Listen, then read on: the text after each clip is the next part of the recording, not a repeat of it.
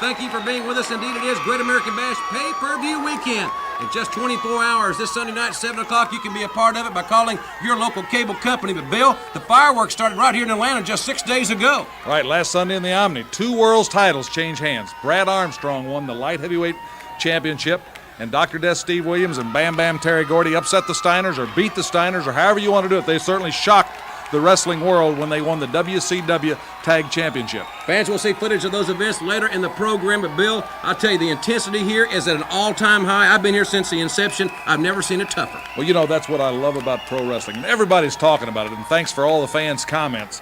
But I like high-impact athletics. I resent some of the cartoon aspects that have happened and what some of the people got used to with some of the other wrestling areas. But WCW has the toughest athletes in the world, and this just proves it.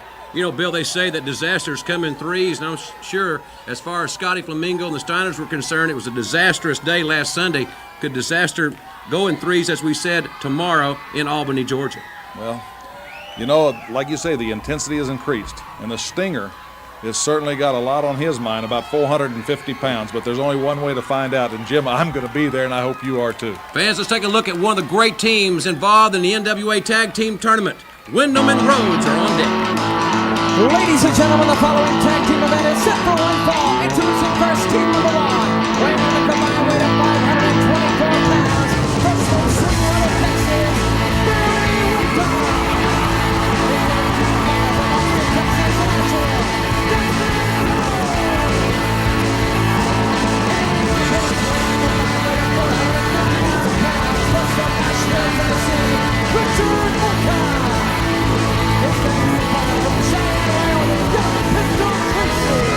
This should be a really outstanding tag team event.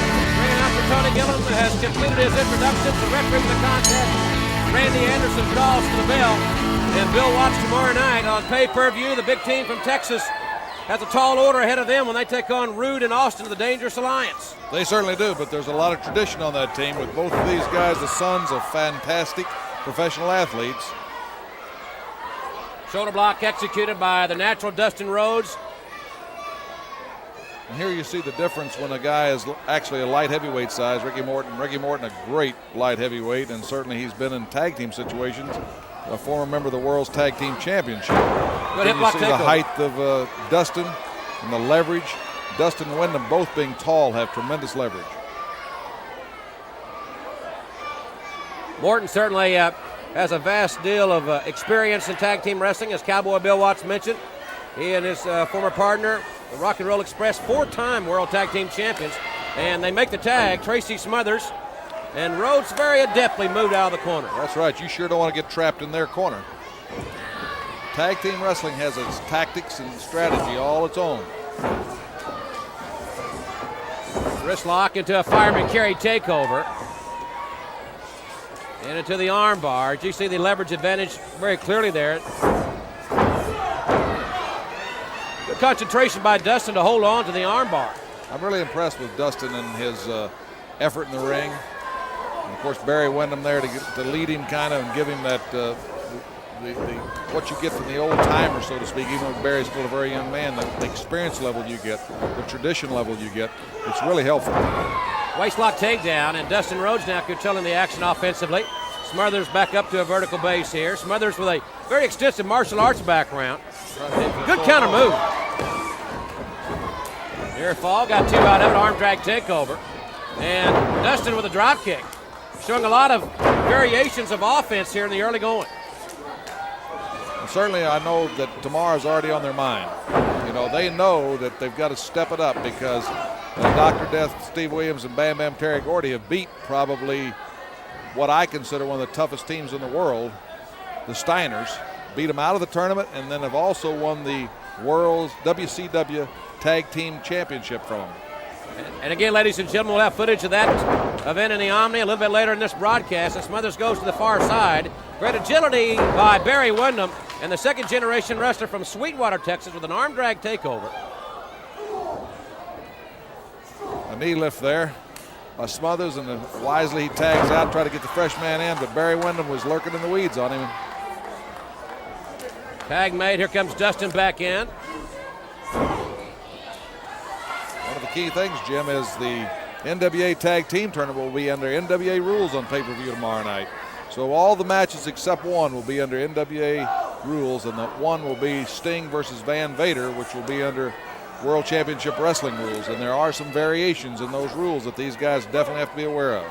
That has certainly been a very controversial decision that you made, and regarding the rules, especially off the top rope. Well, I think it's been misunderstood. It's not anything on the top rope. Oh, look at that press slam. When you've got that kind of height and leverage. Lateral press, he's going for it. That's right, he's going for the fall. You don't get paid by the hour out there. Again, a lot of the top rope rule is misunderstood. It's not, you can still suplex somebody off the top rope. You can slam them off the top rope. The two of you can be up on the top rope. It's if you jump off the top rope on your opponent. That's the only part that's the disqualification. And of course, the amazing thing is a lot of people are upset about it, and I appreciate that, and I think fans have a forum.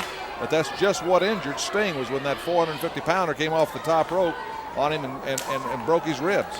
Tag made. Dustin Rhodes will be back in legally. Dustin has... Look at that move. Great move. Great tactics. Great teamwork by Rhodes and Morton, the Bulldog, and it's over. Here are your winners, Barry Windham and the Natural, Dustin Rhodes. Windham and Rhodes with a resounding victory here on WCW Saturday night. Tomorrow night on pay-per-view. What an order. They'll take on the U.S. champion, Ravishing Rick Rude, the TV champion, Stunning Steve Austin, on pay-per-view. There it shows a tactic in slow motion. There goes Rhodes for the Bulldog, but then notice right quick when he tops it, he grabs those legs because that's where all your strength is, and ties up that leg to get the fall. As we come back, the most flamboyant man in WCW, Johnny B. Bad is next. After this, I'm out.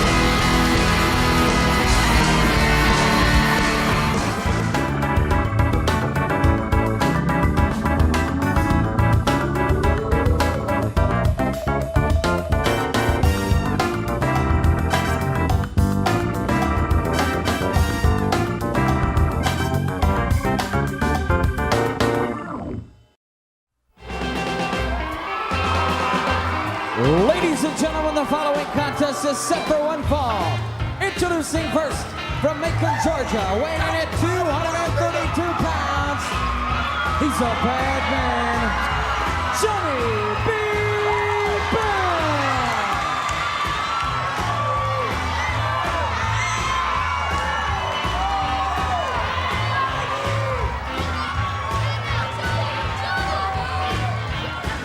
In the ring, his opponent from hometown South Carolina, 229 pounds, gorgeous George South.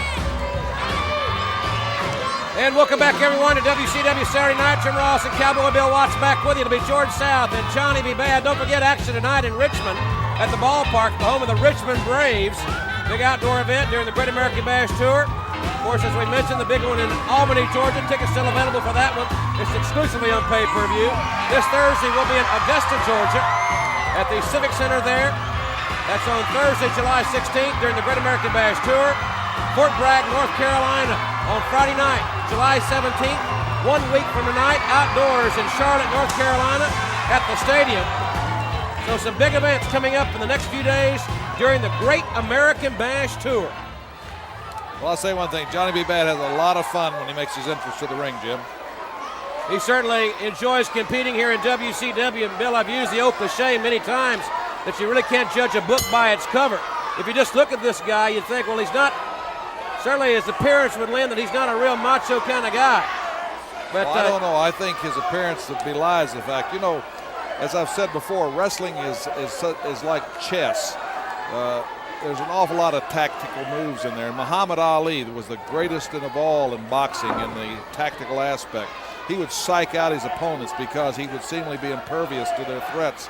But he would then, being so relaxed, they wondered what they could do to shake him up. And Ali was the greatest showman in the ring, but nobody can ever deny he was also the greatest boxer ever in the ring. And look at that fireman's carry with that young man right there. That shows you that athletic ability, and of course his physique also backs that up.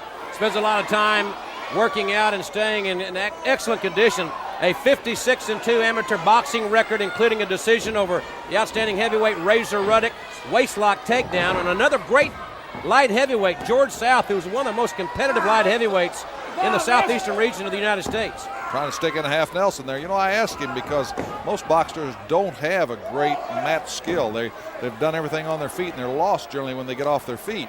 And I asked him because I've noticed that he does enjoy wrestling on the mat as well. And he said his best friend in high school was a great amateur wrestler. And they were always wrestling each other, so he always loved wrestling too. And you could just tell that he really likes to get down and get in it. Good drop toe hold, controlling the action here in the side headlock. I know that Johnny B. Bad would love to have the opportunity to wrestle Brad Armstrong, the new light heavyweight champion, as South rolls him on his shoulders. And we'll see exactly how Armstrong defeated Scotty Flamingo a little bit later in this broadcast to win the title. Well, I think that light heavyweight division is just really going to be a lot of fun because the guys in there are smaller. They can still compete with the heavyweights, but when they're in their kind of match weights, so to speak, where they both can't be over a certain weight limit, you really have an awful lot of speed and technique that they can apply. That weight limit, the maximum in WCW, is 236 pounds, as George South, who is a real seasoned veteran, very, very competitive. Our fans have watched him on our broadcast over the years know that George South, always one of the most competitive athletes. Right hand, and he certainly doesn't want to get into that environment with Johnny B. Bad. No, I sure wouldn't want to get that started if I was George South. Johnny B. Bad with that right hand, but his left hook has been his most effective weapon as South continues to stay in close with Johnny B. Bad, but he certainly can't get him any opportunity to regroup. Well, George South better start spending a lot more time trying to beat his man rather than kind of look around and taunt the crowd, so to speak. You just don't need to pay a lot of attention. There you go, left hook. Left hook, he hooks the leg, and I can assure you it's over. There's an old saying is when you got the guy down and beat, you better finish him off. And George South had Johnny B. Bad in a circumstance where he could have taken a lot better advantage of it, and he didn't, and it got him beat. And now he's going to get insulted. That's the kiss that don't miss. I'm pretty, and he's ugly. Well, the left hook certainly dimmed the lights of George South, Bill, as we take another look. Nailed him hard with that left hook. Ladies and gentlemen, when we come back, Cowboy Bill Watts and I will look at the big title changes that occurred this past Sunday in the Omni. That footage is next. Welcome back, ladies and gentlemen, to WCW Saturday Night. As we talked about earlier, we have a new light heavyweight champion of the world. He's Brad Armstrong, and Bill Watts in just a moment or two. We'll see how Brad Armstrong won the title. Then I'm anxious to hear his comments. Well, a lot of history at the Omni, Jim. And you know, Bob Armstrong won the first big Cadillac tournament ever in the Omni, and I was in that tournament, so I know his father's proud, and the Omni tradition, again, being reestablished right here in Atlanta, Brad Armstrong winning the world's light heavyweight title. Let's take a look at that videotape. The challenger from nearby Marietta, Georgia, Brad Armstrong, the great drop kick. Bill, this is a very evenly fought contest right up to the very end. Well, certainly when they're both at below 236 pounds, they're evenly matched weight-wise, and they're a lot quicker. They have better endurance, and there you see him using a quick power slam. They just don't have that knockout potential of the true heavyweights. Flamingo with a great elbow there, catching Brad Armstrong. And at this point in time in the contest, It was Flamingo building a small advantage offensively. Well, Brad will have some dental work after that move. Flamingo going for the lateral press, but Armstrong showing great cardiovascular conditioning and refusing to give up. The gut shot there, Scotty Flamingo going there to try to take the wind out of him. Then the knee lift a la Wrestling 2. Flamingo right here will attempt a suplex, and this is a crucial time in this contest. Knows he's using the tights to try to get him up. Armstrong with a great counter. It hits his move. The side Russian leg sweep. He hooks the legs, and it was all over. A new world's light heavyweight champion, Brad Armstrong. A great moment for Brad Armstrong, and we caught up with him soon after the event, and he had this to say.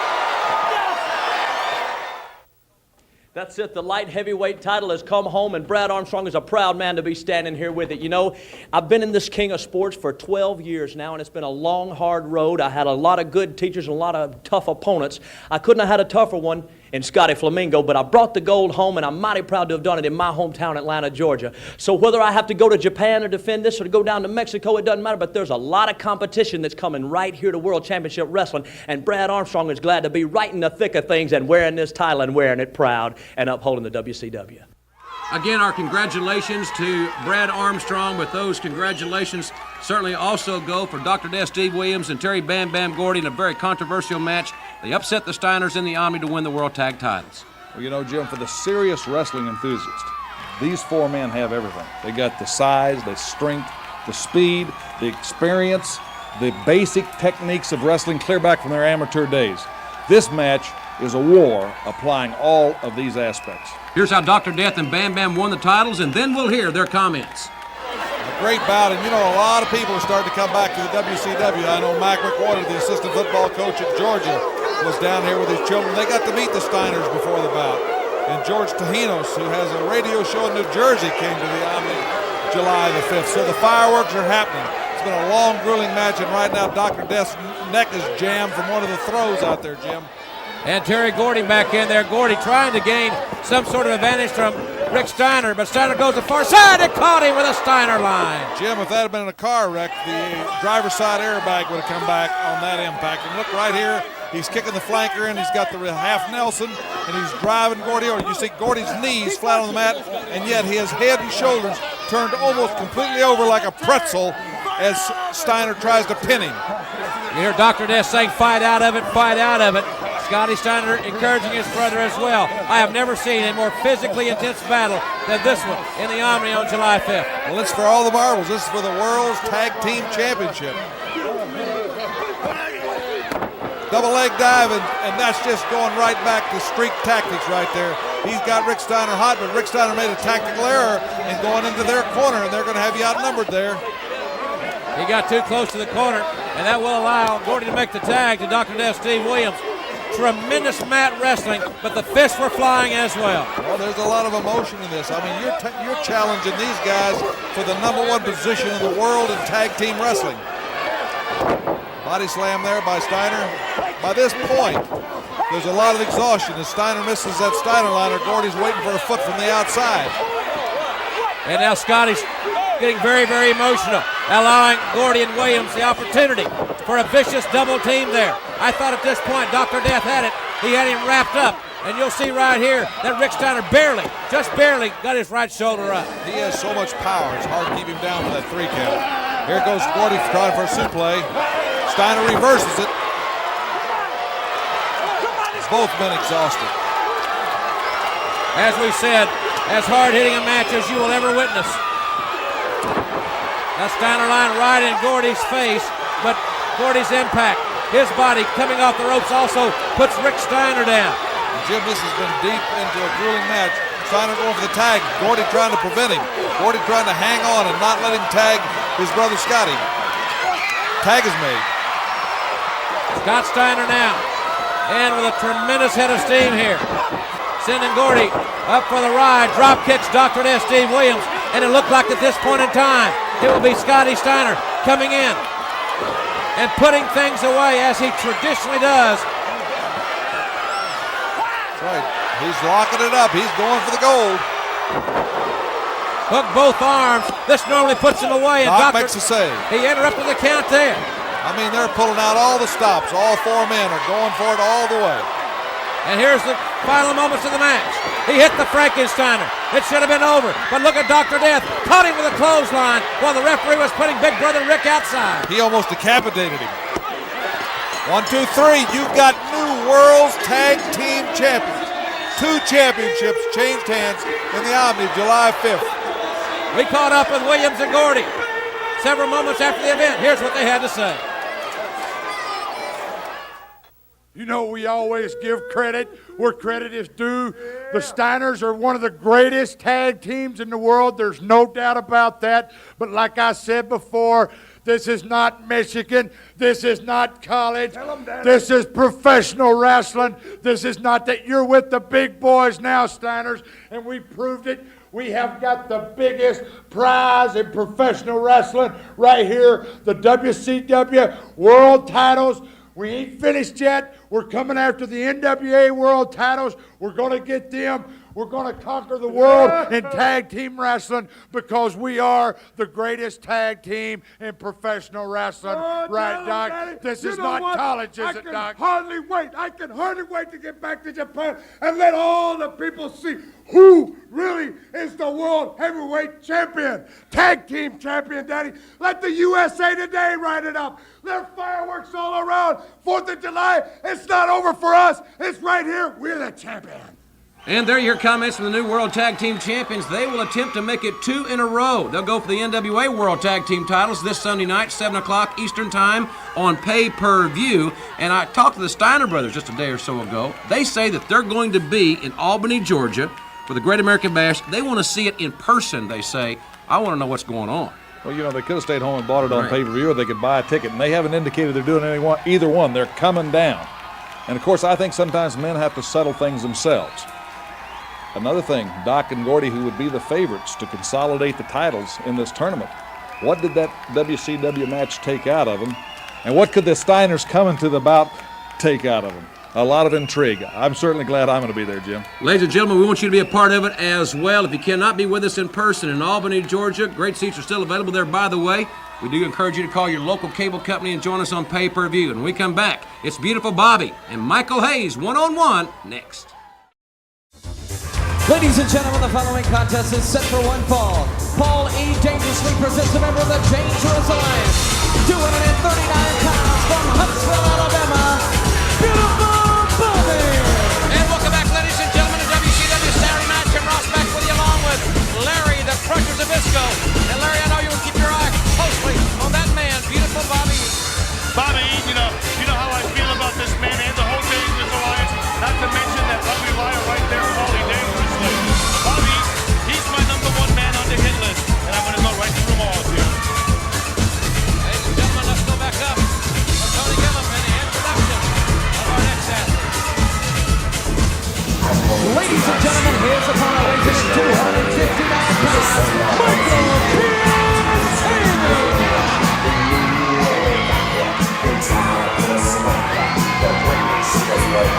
Great ovation for Freebird Michael P.S. Hayes. This should be an outstanding contest here. You know, you're going to see a real contrast in styles here, Jim. Flamboyant Michael Hayes. Don't let him dancing and singing fool you. He's going to try to put Bobby in the position for the DDT. And Bobby Eaton, on the other hand, he's a textbook wrestler. You can psych him out mentally. Can't make a mistake. Referee Randy Anderson assigned this contest.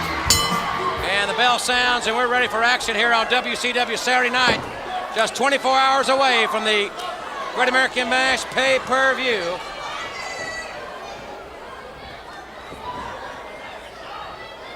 Both men starting out rather cautiously, Larry. Collar and elbow tie-up. Well, you got two veterans there, and like I said, Eaton's a textbook. He's going to be looking for the mistake while not making any. Michael Hayes, he's going to look at it. He's starting already, trying to psych Bobby Eaton out, get that fan support, play with Eaton's mind, because everybody knows Eaton is the puppet of the DA. Side headlock takeover by Michael P.S. Hayes. Beautiful Bobby rolls him over in a pinning situation there. You hook the leg and turn him on his shoulders. Hayes has a little advantage here as far as the size is concerned. And again, Eaton Hook in the leg, as you can see, rolling him over on his shoulders into another pinning predicament.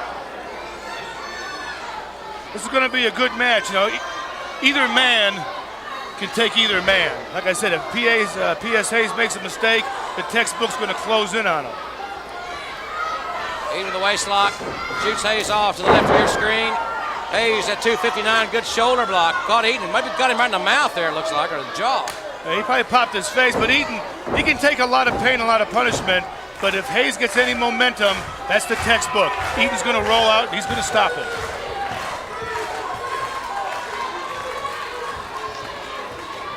Not to mention, P.S. Hayes has got to worry about that lying little slob, Paulie Dangerously. Hayes with the side headlock, in control again. Hayes using that size and strength advantage here. And Eaton trying to turn against the pressure, Larry. Well, he's using it, but now Hayes doesn't have quite the leverage. He's got to keep Bobby Eaton's head down. If Bobby Eaton can stand up like in that position, he's ruined the leverage. Beautiful Bobby had that right hand cocked, and Hayes doing some strutting there, and Beautiful Bobby took advantage of that lapse. Got him with the right hand. Hayes refusing to come out of the corner. Well, there it was. Hayes made a mistake. Whoa. And Beautiful Bobby gets scooped up. Hayes caught him there, and now stomped right to the back. See, there's another mistake now. Hayes worrying about setting the man up for the DDT, I think, is his shortcoming. He had Eaton down. He's got to stay on him. When you see what I do to this man. See, the crowd's wanting the DDT, but Hayes can't make the mistake of trying to rush a move. He's got to set Eaton up. Eaton the side headlock. This time he takes Hayes down. Hayes now trying to fight away from the pressure. Eaton with the advantage here. As Larry Zbyszko mentioned, both these men are veterans here in WCW. Very evenly matched contest as far as I'm concerned between these two outstanding competitors. Hayes using that muscle now to get Eaton down. Well, not only the muscle, but he's using a pressure point. A headlock, when you bring that hand up and push it, especially up underneath the bottom of the nose and bridge it back, that's a lot of pain. And now Hayes with the head scissors. Got it locked in pretty tightly, it would seem, Larry. Cut off that air supply. Like I said, Eaton's a textbook wrestler. Work on the weak points. Don't let him breathe. Make him catch his breath. Let Eaton make the mistakes, because he doesn't make too many. Oh! He caught him in the right hand. No mistake there. He popped him right in the Jay Leno. And now Beautiful Bobby. Great camera shot there. Raking right at the eyes. At the right eye of Michael Hayes. Impaired momentarily. And Beautiful Bobby follows it with the right hand. See, now here's the textbook part. Eaton has Hayes down. He's not letting up like Hayes made the mistake a little earlier. Believe me, I'm not letting up either. Hayes trying to kick to the midsection. It was caught there by Beautiful Bobby. And Hayes got the left hand. Hayes got the left hand. He caught him there. Eaton rolls near the ropes. Hayes got to get on him. He's got to get on him. He might be stunned, but go, Hayes. Beautiful Bobby now on the defensive here. Hayes with a knife edge, that chop to the chest, Irish whip to the turnbuckle, and another to the far side. Hayes forces Eaton back into the corner. Again, trying to hook the DDT. He's too close to the rope. Beautiful Bobby able to grab that rope and not feel the DDT there.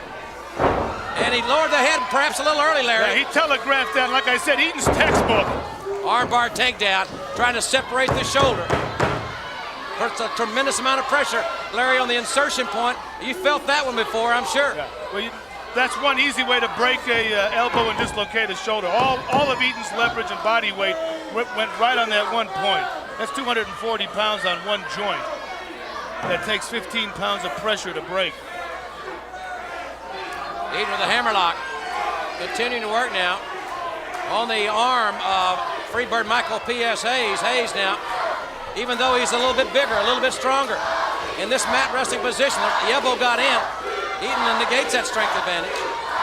But don't let Bobby fool you. I mean, I've teamed with the man. I've been in the group with the man.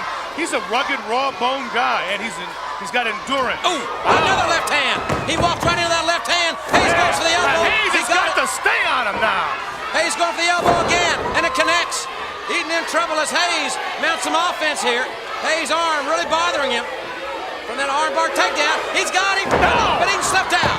He countered a DDT. He didn't have it hooked good. And there's a swinging neck breaker. Beautiful Bobby caught him in the neck breaker. He's got the leg hook, the lateral press, and he gets 3. Here is your winner, Beautiful Bobby. Beautiful Bobby with that neck breaker. Looked like Hayes had it going his way, Larry. Well, like I said, Bobby Eaton's textbook. I think the fans and Michael Hayes went for that DDT too soon, and he went to the textbook trap. Watch Bobby Eaton there. He telegraphed it, and Eaton took advantage of the mistake. I tell you, I'm going to be on this man like 240 pounds of human super glue. All right, ladies and gentlemen, my thanks to Larry Zbyszko. And when we come back, we'll see the Barbarian in one-on-one competition.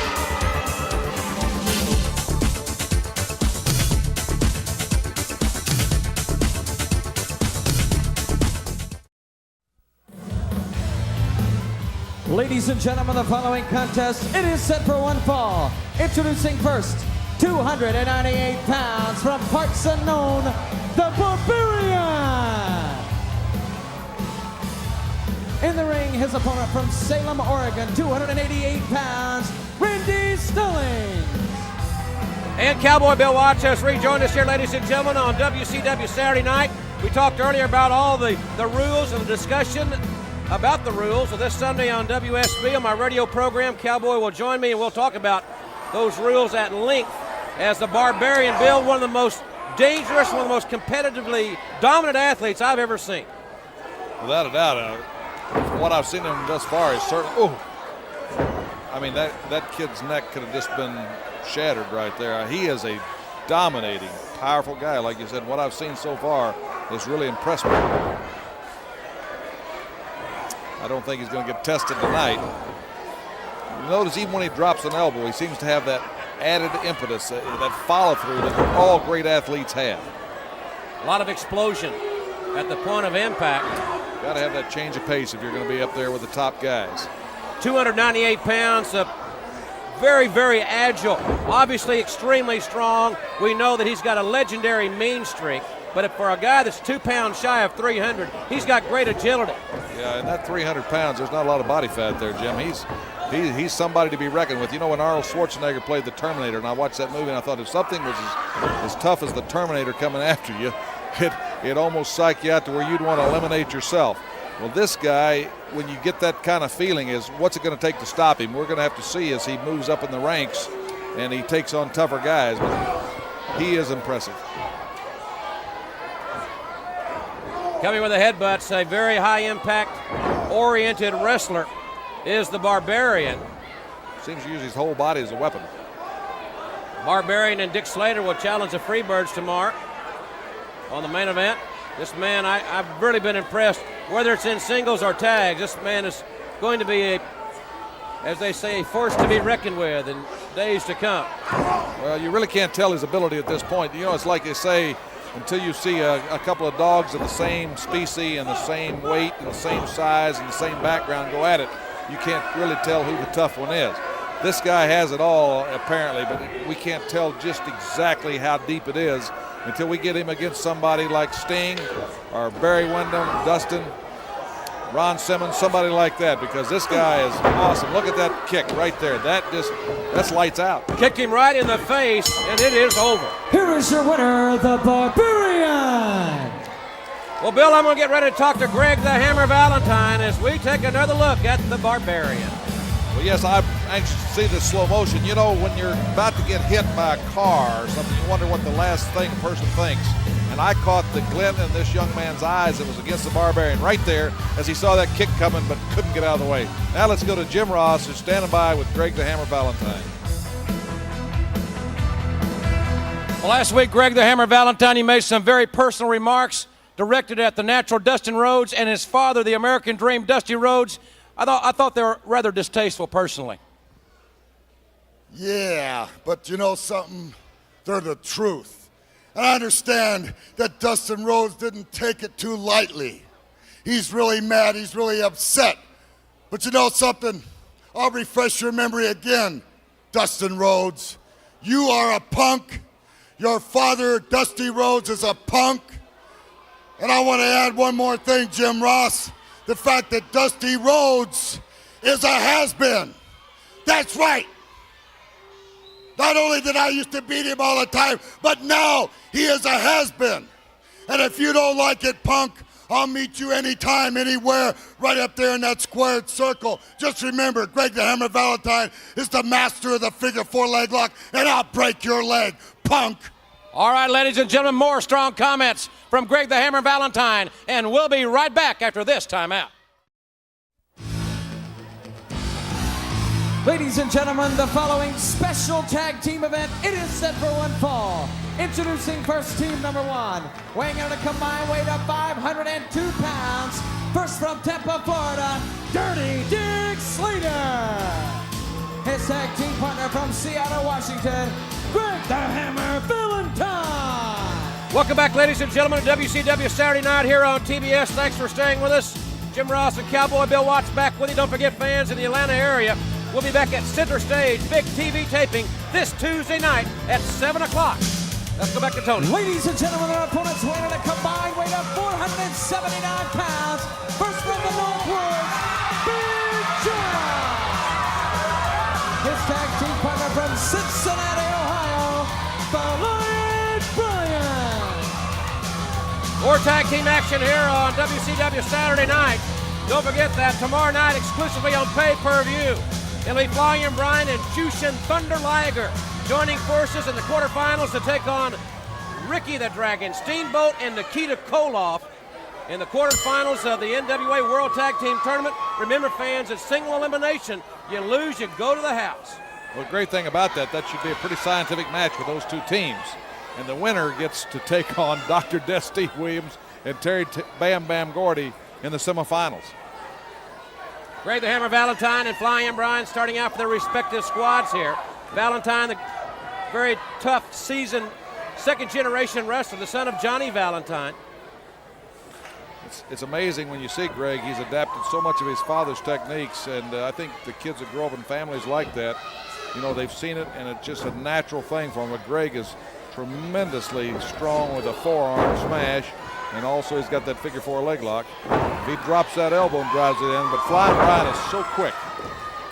Right headlock takeover by the former member of the Cincinnati Bengals, and the veteran from Seattle grabs the tights and turns it into a near fall. Flying Brian, former world's light heavyweight champion. You know, he lost that title the 20th of June. And of course, then Brad Armstrong just defeated Scotty Flamingo July 5th in the Omni. And one thing, when I was talking to Brian Pillman, I said, you know, when you lose a title in a sport like this, it's not like it's the end of your career. What you have to do is step it up a notch. You've been there. You've felt that glory and been a part of it. Now you got to step it up a notch so you can get right back in that same position. And as you can see, he's against the top man here, and he's taking it to him. Flying Brian trying to control the tempo, got rolled on his shoulder there again. Valentine and Slater both liking a more methodical style. They like to dictate the pace offensively. Pillman is really a high energy type wrestler as the tag has been made. The veteran Dick Slater in. Dickie Slater's a tough competitor. He always has been. Oh, beautiful drop kick, though. That shows you what those high-risk aerial maneuvers can do. That was right on the button, and that took Dickie down. Now he gets to the stronger, bigger partner, Big Josh. Big Josh, likable outdoorsman. Spent a lot of time growing up in the Portland, Oregon area. Spent a lot of time in the North Woods, as he's forced back in the corner by Slater. And Big Josh knows how to fight, I can tell you that. Short left, and it floors Slater, hooks the leg and got two. Each time, though, you get knocked down like that, and the guy jumps on top of you and drives into you. He's driving into where you get your wind, and without wind, you can't run that machine. So every one of these things have a cumulative effect in a match. They build up. And still to come, the WCW Heavyweight Champion of the World, Sting, will be wrestling a little bit later in the program. As Slater with a headbutt. Trying to widen the advantage here on Big Josh. Front face lock. And he turns into a swinging neck breaker. And Josh now in trouble here. Well, many people have experienced whiplash in a car wreck or a sudden stop. And that's why wrestlers hold back in his neck area. Oftentimes develops calcium deposits and all that because they're catching that type of action all the time. There you see a double up real quickly, and each of them drove an elbow in on Big Josh while the tag was being made. Again, that's part of the tactical strategy of any tag team match. Knife edge applied by Valentine, catching Big Josh with the elbow. Big Josh just retaliated. He stuck a boot in the gut right there. Now he's giving a chop of his own. You can hear those chops go off clear over here at the desk. Valentine catching Josh coming in. Getting a little overzealous there, and Valentine got the foot up, caught him now with the elbow. The master of the figure four now has slowed the pace down to a very compatible style for himself and Dick Slater. Two veterans. They certainly know every trick in the tag team book. As Pillman trying to get this crowd here at center stage involved, and they're responding. Well, center stage is a great place for taping here in Atlanta. We really enjoy the crowd. They're right on top of the action, and everybody has seemingly really enjoyed tapings at center stage. And we're back here this Tuesday, as we mentioned. Valentine set perhaps a little early. Here comes the tag. Ooh, big knife edge there by Flying Brian. He drop kicked Slater almost off the apron there. Pillman, now you see how the pace quickens when the light heavyweight comes in. Really offensive minded. Well, that's right, and of course tactically Greg and Dickie Slater have to slow that Brian Pillman down, stop that momentum, and there Greg caught him in one of those high-risk moves, got out of the way, and that's the danger you have. That's just exactly how Pillman lost the light heavyweight title, flying over the top rope and landing on the ramp at Beach Blast when he was wrestling Scotty Flamingo. A gut buster there by Valentine. Now on top, and Pillman able to get a shoulder up there. Valentine just tried to hold him down, use his strength and his body weight to hold Pillman down, and couldn't get it done there. There's not a great deal of difference in the body weight there, Jim. And you got to remember, Brian Pillman was a nose guard in college. The same year that Refrigerator Perry was the #1 ranked nose guard, he was the #2 ranked by most services. So he's used to being down the pits and digging it out with the bigger guys. He uses his speed and his agility and his technique. Technique is so important. It can offset strength and size many times. Dick Slater, a veteran though, everything he does is taking its toll. Referee Mike Atkins admonishing Slater for using the clenched fist. It's legal though to kick with the bottom of the foot, and they've got Brian trapped in their corner. There, you can see Valentine popping his hands so the referee will think that there was a tag made behind his back, and the referee's not sure. See, he didn't see that tag because he was putting Big Josh out. And Greg, again, one of those tactical maneuvers. But the big thing is they got Brian spending time in their corner, in their turf. And if you're trapped in their corner, you're going to get hammered. Brian's got to get out of there. He's got to get over to Big Josh. Valentine now on top, had the leg hooked. He's going for 3, and he got 2.5 there. The man that spoke very disrespectfully earlier, as you heard, regarding the Rhodes family, specifically Dustin Rhodes. Well, there's been a lot of animosity because Dusty and Johnny Valentine years ago had some pretty intense battles. So that animosity carries over. Some of these family feuds remind you of Tennessee and the old feuds in the Hill. And of course, Greg Valentine just made a mistake on his own right there, and he paid the price. But Dick Slater wisely comes in, attacks the partner, and see then while the referee's putting out Big Josh, which is what is legal, Valentine and Slater capitalize on it behind the referee's back. That's part of the tactics of wrestling. Slater has him up, falls back with a suplex, and he planted Flying Brian. He goes for the cover there. Big Josh in to interrupt the count. You know, a lot of fans say, why don't you have 2 referees in every tag match? Well, let me tell you, part of the tactic situations and part of the excitement that comes from these is because it's structured just this way.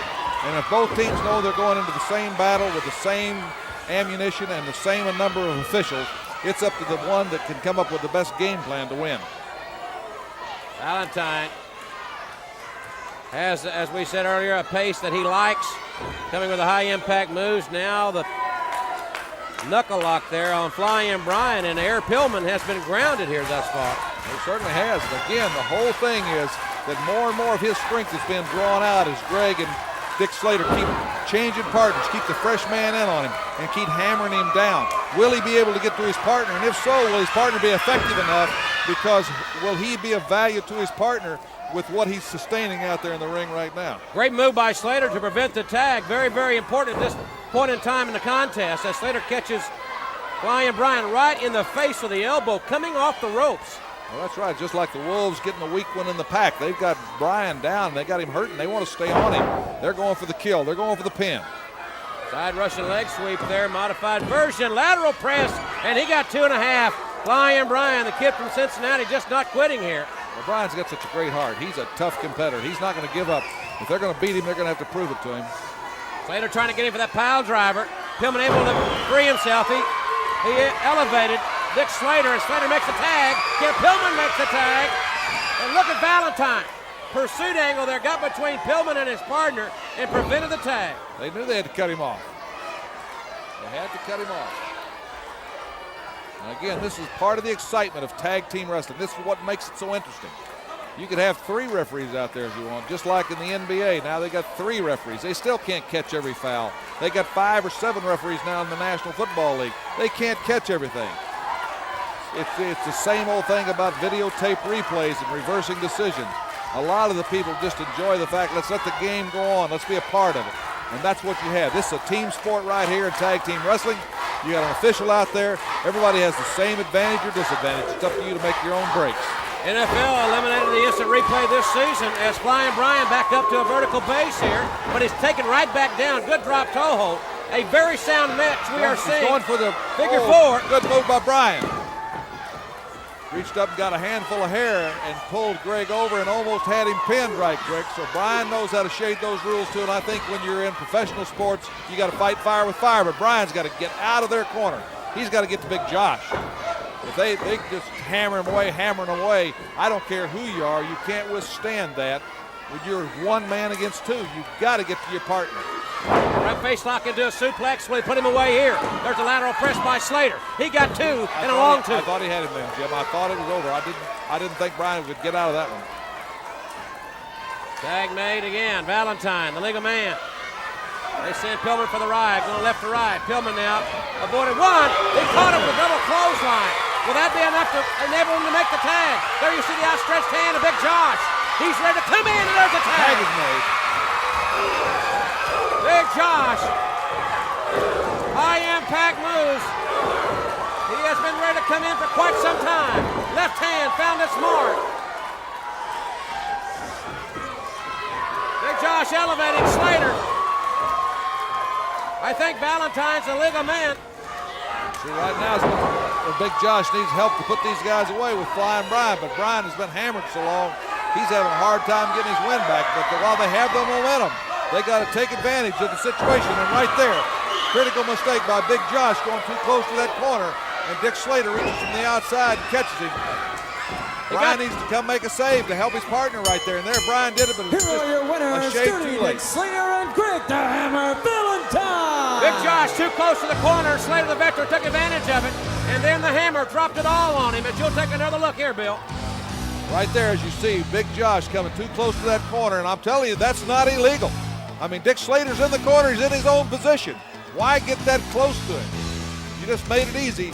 And these 2 guys, with all the veteran ability, capitalize.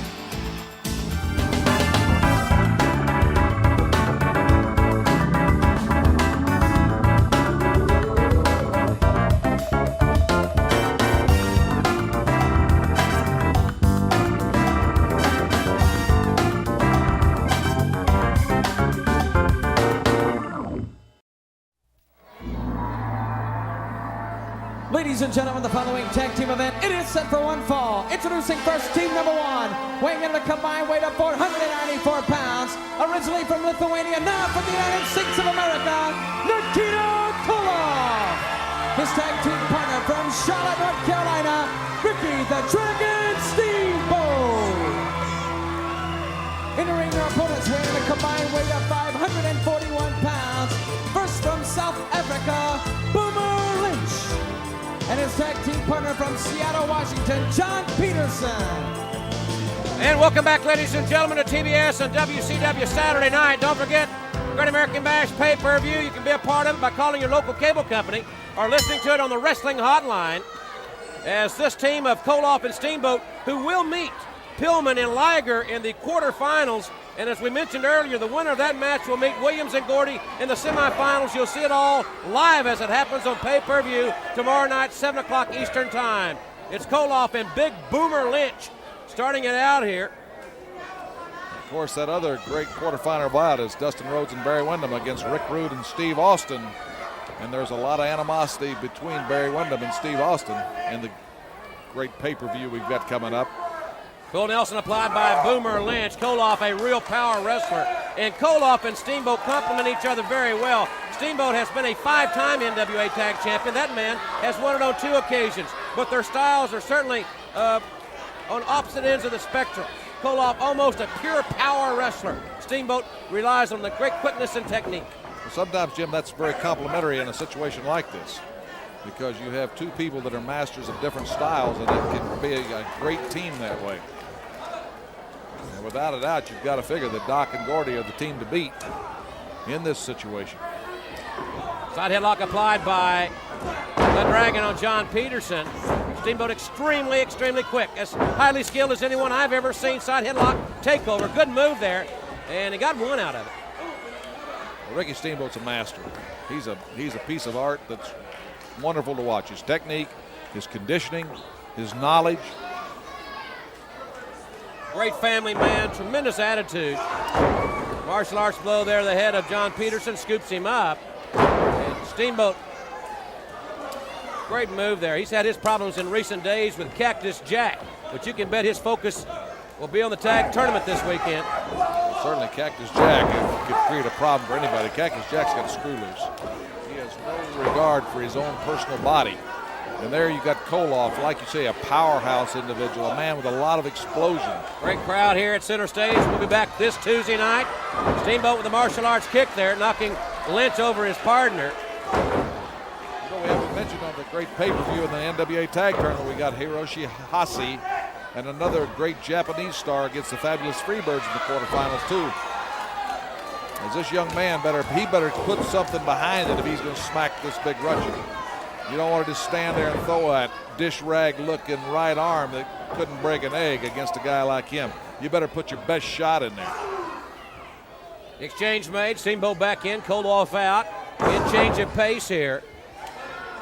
That's the big news about the tournament right now on the Wrestling Hotline. Hope you'll call. It'll be on till midnight tonight as Big Nikita Koloff comes in, the master of the sickle. Man from Lithuania, now living here in the United States. Of course, Jim, the Steiners are going to be at the pay-per-view. That's what's really interesting, Bill. We talked about that. You know, and I don't think it takes a chemist to figure out why they're coming, because they can certainly watch it on pay-per-view. They want to be there, and I don't know. If I were Doc and Gordy, I certainly would look over my shoulder from time to time. Well, I want to tell you, the Steiners are a little bit in shock. I think that they got to think they were invincible. I mean, they're brothers, they're tag team experts, and they got shocked with the WCW tag titles being taken off of them and being eliminated from this tournament. But I know Rick, and I've gotten to know Scott, and they'll kick it up another notch, because this is personal with them. It becomes personal to your pride, to your whole being, to what you represent. So it's not the end of this situation. That's the beginning, and Doc and Gordy better be geared up. And then as champions, Doc and Gordy's going to have everybody shooting at them. So it's really going to let the Steiners kind of reverse the impetus of this situation. And of course, here you've got another team that could be a spoiler in this whole thing, and Koloff and Ricky Steamboat, that certainly have the ability. They may not have teamed as long, but they have the ability to win the NWA World's Tag Team title. 7 NWA championships between them, so they've been there before, quite obviously, as Peterson tags in Big Boomer Lynch, and they're double teaming Steamboat now, sending the Dragon right into the turnbuckle. Big shoulder blocks there by Lynch, who's around that 300-pound mark, it would seem. Ricky Steamboat is so resilient. He's such a well-conditioned athlete.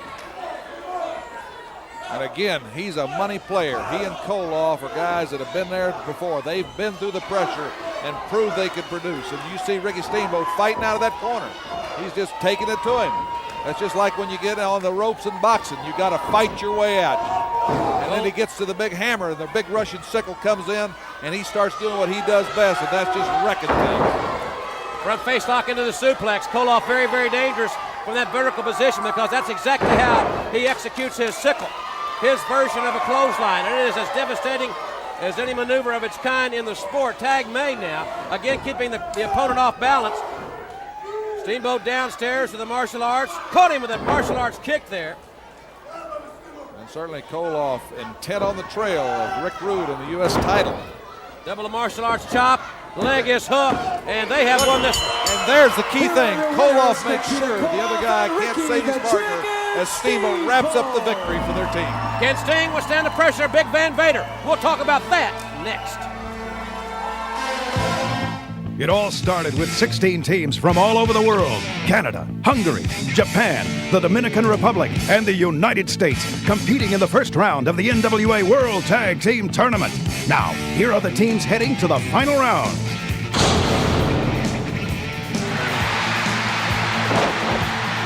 Representing Japan, Dr. Death, Steve Williams, and Terry Bam Bam Gordy.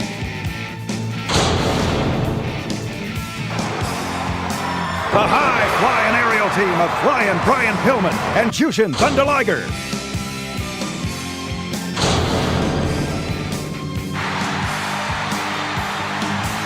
Nikita Koloff and Ricky the Dragon Steamboat.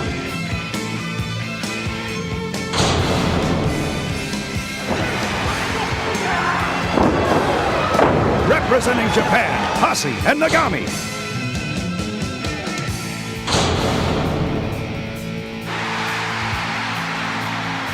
From the USA, the team of the 90s, the Freebirds.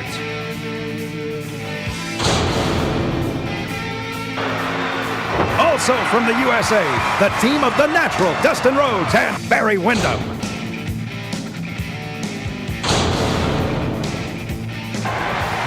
And heading into the finals, the team of Ravishing Rick Rude and Stunning Steve Austin.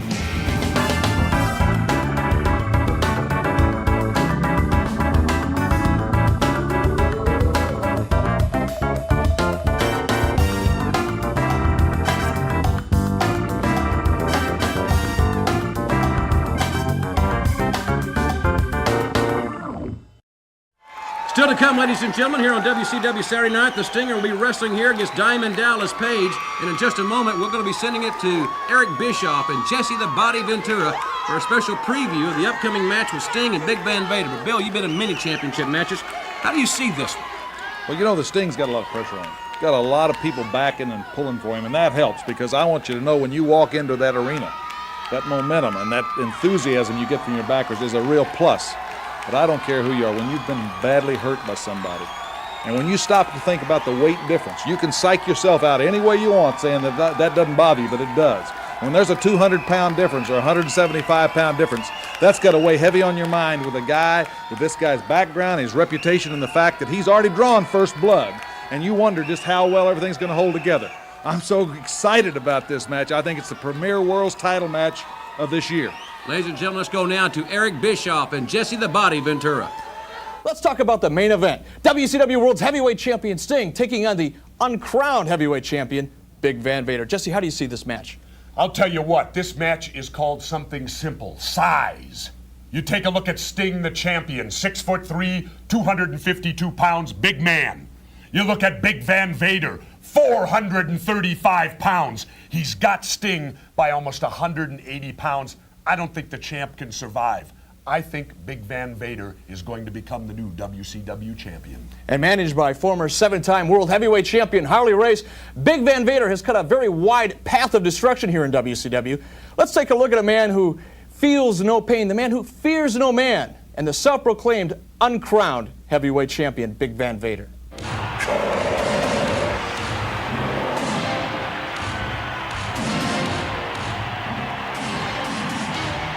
You are looking at the incredible power of Big Van Vader.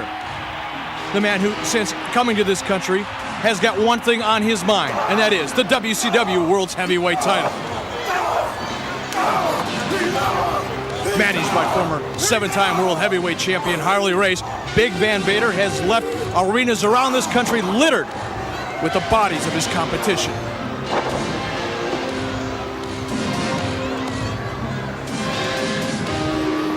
Big Van Vader not only possesses incredible power, but speed and agility as well. The long-anticipated matchup between Big Van Vader and Sting for the WCW World's Heavyweight title will take place on July 12th.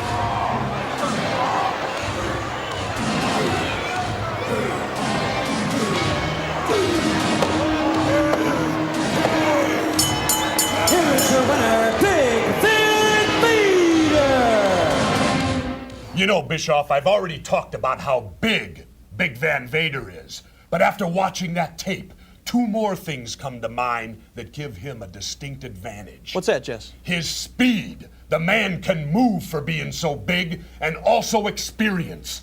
In his corner is 7-time World Heavyweight Champion Harley Race. Well, definitely, Harley Race brings a tremendous amount of experience to Big Van Vader's corner, but Big Van Vader has to face a WCW World's Heavyweight Champion Sting, who is no stranger to World Heavyweight competition.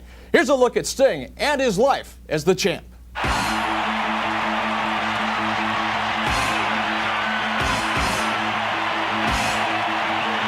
The date, July 7th, 1990. Sting had a date with destiny. He had his shot at the WCW World's Heavyweight title.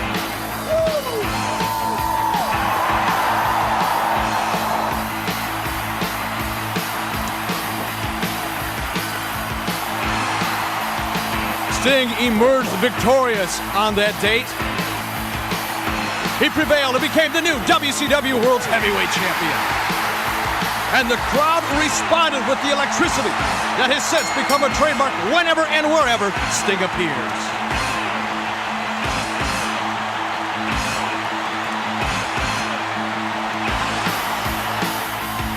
The next stop on Sting's train ride to success was Halloween Havoc 1990, where he successfully defended his WCW World's Heavyweight title.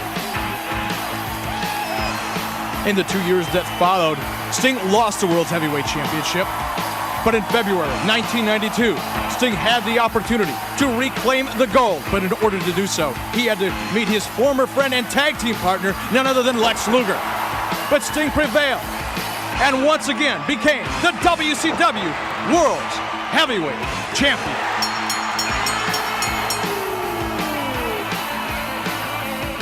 I'll tell you, Sting is a tremendous athlete. He is the champion of the world. And what he's going to have to survive on, Bischoff, is motivation. Motivation from all those little stingers out there, because he's definitely going to need it when he faces Big Van Vader. Well, I'll tell you, Jesse, Sting and Big Van Vader are no strangers to one another. Now, Sting had a near-fatal encounter with Big Van Vader, where Sting suffered a potential career-ending injury. Sting enjoyed his reign as a WCW World's Heavyweight Champion until he was attacked by Big Van Vader with a metal chair. And then Sting nearly had his career ended with his Vader bomb. Vader continued his path of destruction.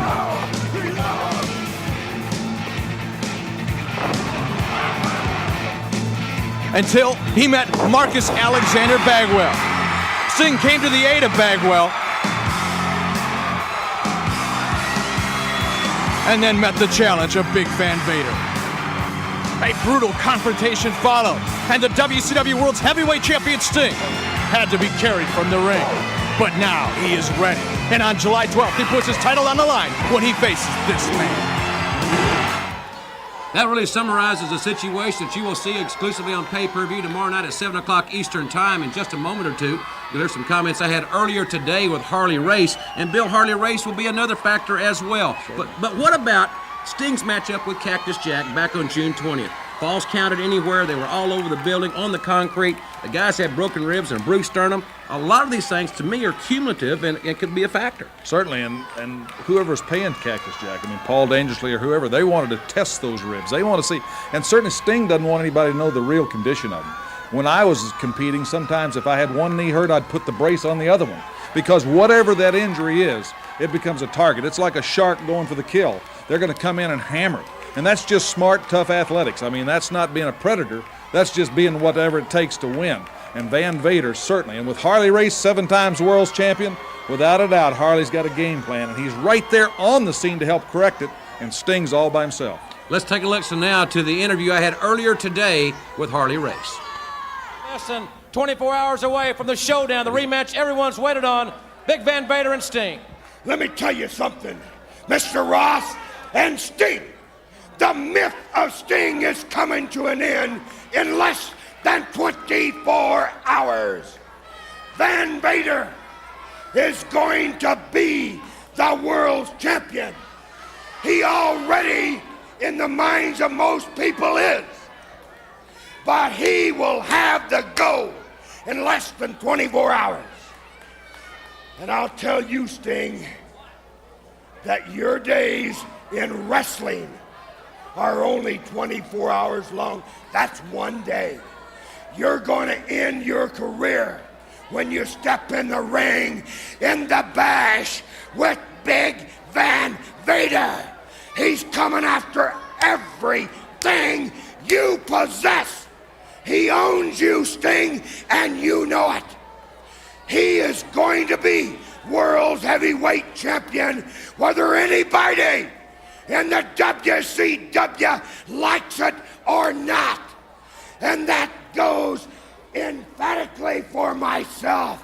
I've been there, I'm taking him there, and he will be, in less than 24 hours from this moment, world champion. Some very confident remarks from a 34-year veteran, but one thing about it, Bill, Harley Race will not be wrestling, Van Vader will.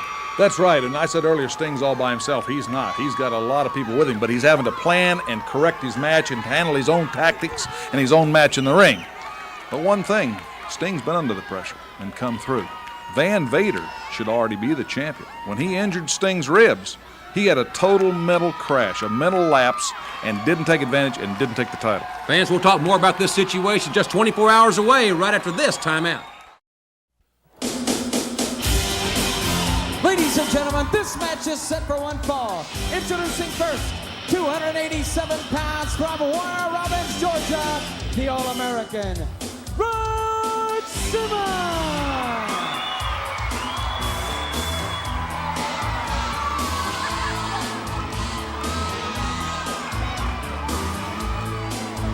In the ring, his opponent, 290 pounds from Chicago, Illinois, Mean Mark Canterbury.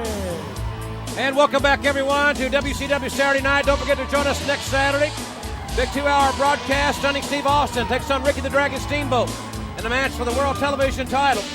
Plus, the new light heavyweight champion, Brad Armstrong, will take on Jushin Thunder Liger. Two of the great matches already signed for next Saturday night's event. Ron Simmons, great athlete. You know, Jim, just kind of playing the devil's advocate. There was a matchup some years back in the Orange Bowl. Florida State University, the University of Oklahoma, 1-point win by the University of Oklahoma. And the whole key to the game, Barry Switzer said, was to try to control Ron Simmons, that fabulous All-American nose guard from Florida State University. And one of the guards who had that assignment was Dr. Death Steve Williams. How would you like to see these two match it up in the ring one-on-one? I don't mean tag team action. I'd love to see it one-on-one because I know that war that was in the Orange Bowl, they've neither one forgotten. They still talk about it, quite frankly, as Simmons with a ride there in the waistlock. Simmons extremely powerful. Bill Watts talked earlier about the explosion and being able to change the pace. This man in recent days has perfected that power slam he uses, and it's almost if you blink you miss it. It's that quick. Yes, that's the key to Ron Simmons. He has that explosive ability like we were talking earlier about the Barbarian. Ron Simmons has that ability to explode, and he's so fluid and so quick. And when you get that speed in a maneuver like that power slam, when you add that acceleration as he takes you over, all that comes together in the impact when you hit. And that's what makes it so much more effective. You see a lot of people doing a power slam, but you won't see anybody doing a power slam like Ron Simmons. And this guy right here is taking it right to Ron Simmons, but I think he's going to feel the wrath of the big man. Simmons with a headbutt right to the spine there. Warner Robins, Georgia native. Certainly has been on a roll here in recent weeks. And again, another high-impact move, the headbutt. Maybe got the shoulder in there as well. Well, Simmons has that little mean streak that you pick up on the streets early in life. He's been shoved around, and he's been kind of always figured that he wasn't where he is today. He had a lot to overcome mentally, and a lot to overcome physically, and look at it. And so he has that little mean streak that is brought about by always being under those adverse conditions. Snapmare takeover. Ron Simmons no doubt will have his eye closely on the outcome of tomorrow night's WCW World Heavyweight Championship match, because he said it on many times. He wants his opportunity, just the opportunity to wrestle for the title. Well, I think that's what drives him. That's what drives every great athlete. If you're going to be in the Super Bowl, you don't want to be at home watching it. You want to be a participant. And, of course, that big pay-per-view, when the whole world is watching Sting and Big Van Vader, Ron Simmons doesn't want to be a participant. He wants to be he doesn't want to be a spectator. He wants to be in it. Nice elevation, the back body drop by Simmons on Mean Mark Canterbury here. Still to come, Sting will be with us wrestling here on the broadcast. So don't go away on that one, fans. As Simmons now certainly controlling things here. And there he caught him with that power slam. Hooks him up, and that's all. Here is your winner, the All-American, Ron Simmons. Big Ron Simmons using his power slam. And a man that certainly wants his opportunity to wrestle for the world title. Look at this tremendous strength in his legs, get that vertical leap for the guy his size to drop kick a guy that big and tall. And now, watch that rotation. Fans, when we come back, Sting will be wrestling.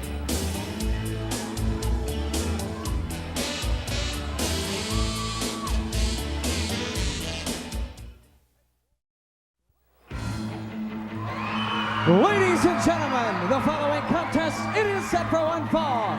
Introducing first at 215 pounds, from Venice Beach, California, he's the WCW World Heavyweight Champion. This is Sting.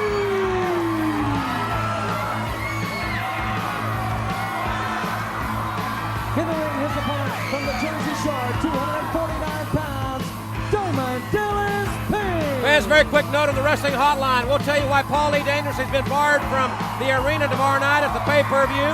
We'll talk about another unfortunate wrestling death.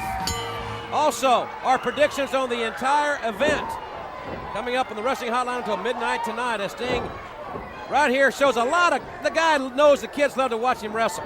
Right here, the day before he's wrestling Big Van Vader, he signs a match up here on TV, knowing that injury is certainly a consideration, or should be. Well, and the other aspect, you're keeping your skill levels real sharp, too. You know, the Sting is the man. He has to face all the pressure, but he always seems to rise to the occasion. Very few people can ever tell you, see, his reflexes are so quick.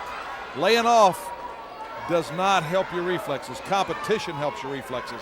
Very few people can tell you what this man goes through. Unless you've ever been there, you don't really know what it is to walk in his shoes. But he always rises to the occasion. The great champions like Ric Flair, like Jack Briscoe, Dory Funk, Bruno Sammartino, Vern Gagne, those great people, Lou Thez, they know what Sting faces by being under the pressure, under the gun at all times. Of course, Bill, we lost a great former champion and Nature Boy Buddy Rogers. That's certainly true. Buddy Rogers, I was fortunate to meet him in New Jersey when I wrestled on the East Coast. And Buddy was a guy that brought a new style to wrestling. He took it to the next level, just like these athletes do. Each time you take it to the next level, like Michael Jordan's taking basketball to the next level. Well, you see right there today, the athlete's bigger, stronger, faster. And there you got the guy that is representing the world's WCW Heavyweight Championship. Sting holding on to that arm bar. A lot has been said. We've heard Jesse the Body Ventura in the hour. Our comments about the size differential, indeed it is a consideration. Harley Race with all that vast experience is a consideration. It is really going to be the championship match of the year. If you can't be with us in Albany, Georgia, you can be a part of it by calling your local cable company and watching this showdown, the rematch we've all eagerly anticipated on pay-per-view, plus it'll be extensively on the wrestling hotline. A lot of stuff on the hotline all weekend as Sting continues to work on the arm of the rapidly improving Diamond Dallas Page. No doubt. The Stinger, though, the world's champion. I think that's why he values all the little stingers, and he feels he's doing it for the people. Because, like I say, when you're the world's champion, you're at another level. And it can be a lonely level because everybody wants your title. So you have to be very careful about making strong attachments because your very friend may be the one that wants the position next. And there you got 7-time world's champion Harley Race will be seconding Big Van Vader right on the spot to help adjust and to help look and correct Van Vader's game plan or see if there's any weakness in Sting. A great advantage.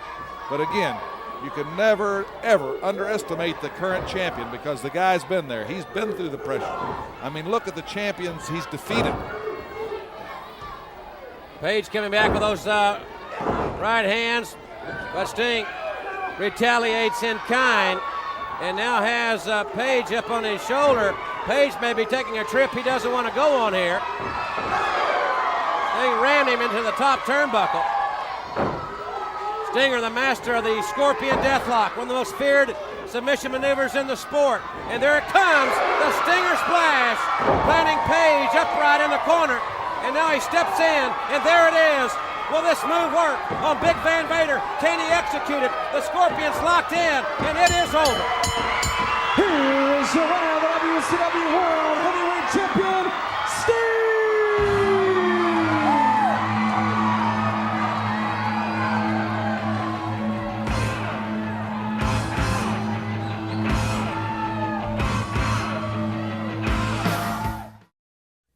Welcome back, everyone, to WCW Saturday Night. And Bill Watts, this is your first Great American Bash as Executive Vice President of WCW. What are your thoughts just 24 hours away from the big event? You know, I think the reason everybody loves live sporting events, it's a drama. It's got all the ingredients, and this one certainly does. You have Sting and Van Vader, which seemingly is an awesome match with Harley Race at the side. It looks like Sting's painted into a corner. Then you have the favorites, it looks like, for the NWA Tag Team Tournament, Doc and Gordy, with the Steiners eliminated. And then you have the Joker. The Steiners are going to be there. So you have all the ingredients to make this something you don't want to miss. I'm certainly not going to. Fans, I'll be working at ringside with Jesse the Body Ventura. If you can't be with us in Albany, Georgia, call your local cable company or call the wrestling hotline. I've got big news on the wrestling hotline right now, all of our predictions and updated injury reports. For Cowboy Bill Watts and everyone here in Atlanta, I'm Jim Ross saying, so long, everybody, and we'll see you tomorrow at the Great American Bash. The time has come for World Championship Wrestling's most explosive showdown. WCW's Great American Bash 92. He suffered severe injury at the hands of the very man he now faces. Sting's back and ready to rock wrestling's most fearsome athlete, Big Van Vader, with his own prescription for pain. And this time, the title's on the line. Who will be crowned in the battle beyond the belt?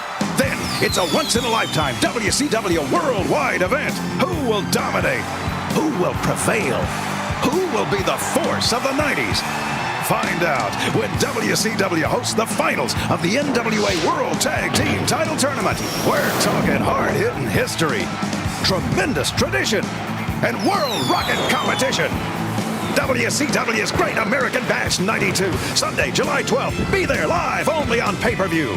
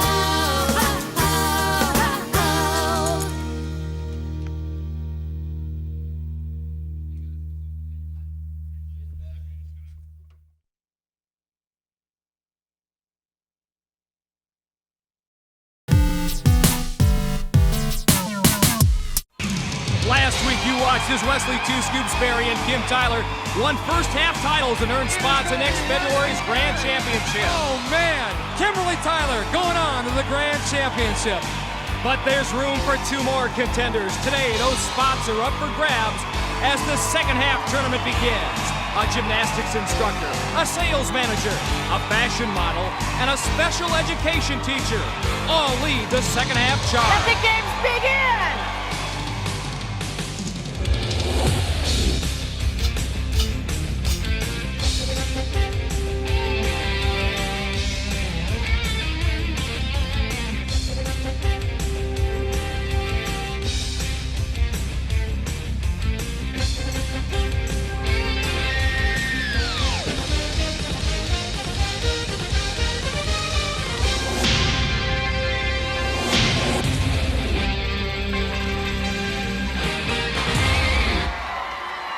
Break them on 3. Break them on 3. Hit him hard. Hit him hard. Hit them hard on 3. Let's go, 1, brother. 2, 3. Hit him hard. Yeah. Hi again, everyone. I'm Mike Adamley along with Lisa Miloski, and Gladiator Arena is absolutely going wild. You know, last week on AG, we crowned our first half champions. Today, our second half season begins with what I think should be 2 excellent preliminary round matches, You are Lisa. absolutely right. It will be awesome today. On the women's side, we've got Peggy Odita, a former track standout at Stanford University. She will battle Lori Ferguson, an autistic teacher from Pennsylvania. Time to get busy. And the men will start things off with Powerball, a battle of the coasts. Ray Clark from Los Angeles, Troy Jackson from Philadelphia. There's Ray Clark, 27 years old, 6'1", 175 pounds, our model from LA. And there's Troy Jackson, 25 years old, 5'9", 170. He teaches gymnastics to kids. For the Gladiators, the trio of Tower, Saber, and Laser. 45 seconds, the time limit. Larry Thompson about to send them on their way. This ought to be great. Wow. Laser and Tower early on meet the challenge. We'll stop the clock to allow Ray Clark to put his helmet back on. Do it again 2 times. Okay, 2 times still. Teamwork is oh so important. Communication, and that's exactly what Saber in the middle of this Powerball ring is doing and talking to Tower and Laser. Whoa! Both men so far unable to use their quickness. Tower cutting Troy Jackson off of the pass. No score yet. 25 seconds to go. Ray trying to get by Tower and nothing doing. Laser sending Troy Jackson to the turf. Again. Will either contender score so far? The Gladiators are pitching a shutout. Let it go. Unbelievable job by Tower, Saber, and Laser here. Down to 5 seconds. Wow, the track star, former high jumper. And with 1 second left on the clock, Troy Jackson. Good job. Ran one home. Good job. Lads giving up just 1 goal, and Troy Jackson earned it. Guys, a near shutout, a remarkable performance by all of you. This is a team unit, working together, getting it done. I'll tell you it is. When we got these 3 guys, I tell you, there's nothing, and that means everybody at home. Nobody's going to get by us, Lisa, and I mean it. He means it. And if you think you can, come on down and try it. Get out Do it. Do it. Come on down. You heard it here, folks. And everybody is pumped up now in Gladiator Arena, the stage set for our women, Lori Ferguson and Peggy Odita. Sky, Zap, and Ice for the Gladiators. And there's Lori Ferguson, 30 years old, 5'5", 130, teaches autistic children in Fairless Hills, Pennsylvania. And Peggy Odita, 26 years old, 5'10", 155, a sales manager for Air Group Express. Peggy's the one that the Gladiators will keep their eye on first. Peggy just reaching out with that long arm of hers to get by Ice.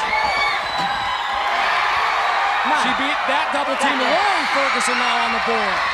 Peggy going for that center cylinder and takes a shot from Sky, but still scores. Peggy is fast, Mike, but she's also very strong. Lori Ferguson countering Peggy's strength with determination. There she goes. Nice job by Lori. 10 seconds to go. Down. Zap, better hustle here on Peggy Odito, or she's going to leave her in her tracks, and she did. That is it. But a nice, well-played match all the way around by our 3 Gladiators and our 2 contenders. I never hurt anybody. Not a problem. Peggy, what a performance. Now, you are a track star, but you are also very strong, which showed there today. I don't know about that. Use my legs. That's all I got. My speed and my strength. It's a heck of a workout, isn't it? It is. It's hard. Congratulations. Good job. And Turbo using his legs to mount the platform. We don't waste any time here at Gladiator Arena. Quickly we go to event number 2, Assault, where contenders can earn 10 points by hitting the target located above the Gladiator. For the contenders, up first will be Ray Clark. He was shut out in Powerball, and if ever a man needs a slam dunk, it's Ray. You're right, and boy, can he slam dunk the ball. Look at this shot.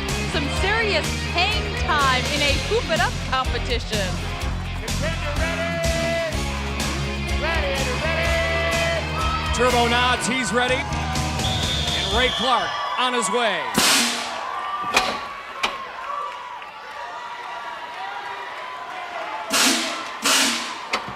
Bad shot either. That one whizzes to the left side of Turbo's tennis cannon and shield up there.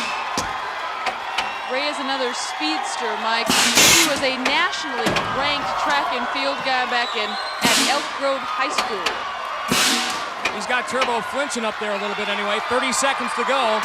Ray now at station number 3. That one a little closer to the mark. And Ray, nice little spin move to avoid that shot. Turbo thought he had him. Our referee, Larry Thompson, right on top of him. That one just whizzes low underneath the target. Turbo biding his time. 7 seconds to go. Ray needs to get these shots off fast.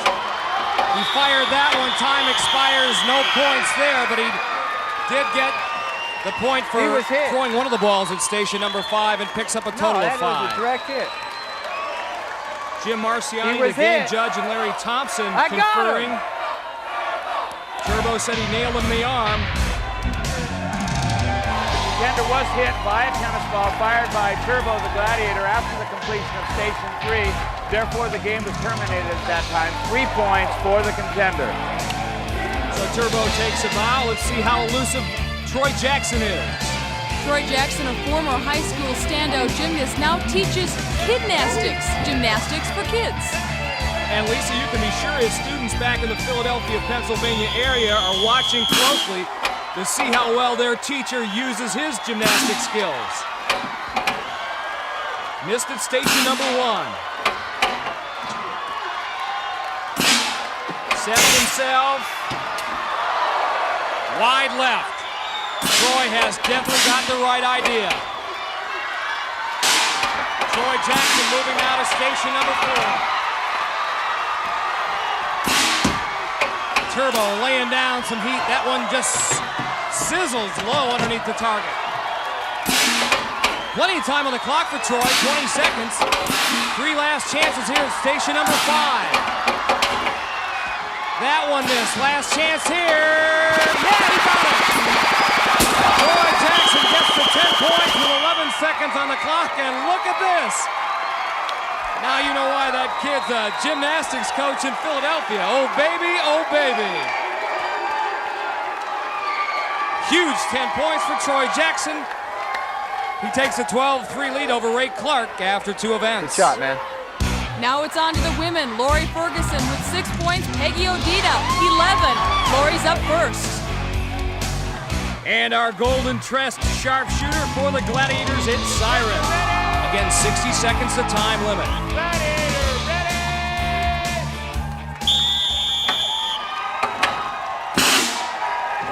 Siren lets it fly. Oh, that one mighty close to the crossbow at station number 1, just over the target. Lori sets herself. Another near miss.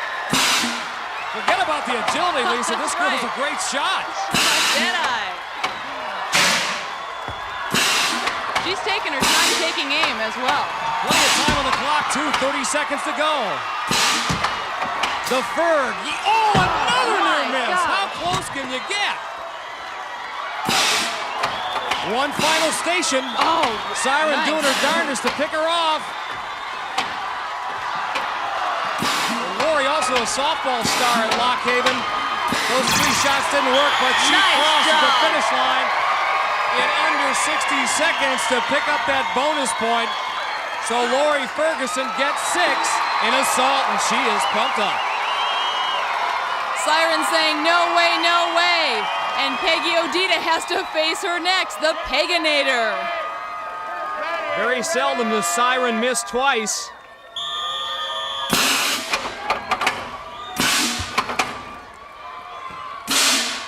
Peggy needs to make up some points right here. Peggy's first shot. Not bad. She's got the right idea.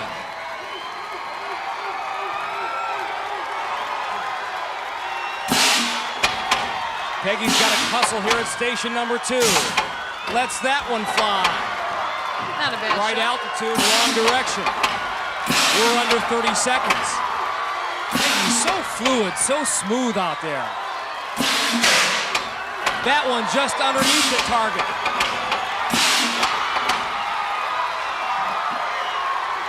Siren not giving her a break. Peggy at the 4th station. That one high. 8 seconds to go. Peggy's got to hustle. Needs to work on her throwing technique. That is it. Time has expired. Peggy fails to pick up the bonus point, but retains her lead after 2 events. It's rough. Very rough. Peggy Odita, our sales manager by day, and in her other life, a track star, former high school All-American from Ohio, and Pac-10 champion in the heptathlon at Stanford University. My ultimate goal is to make it to the 96 Olympics in the heptathlon. And so that's, for me, is in the future. That's my ultimate goal.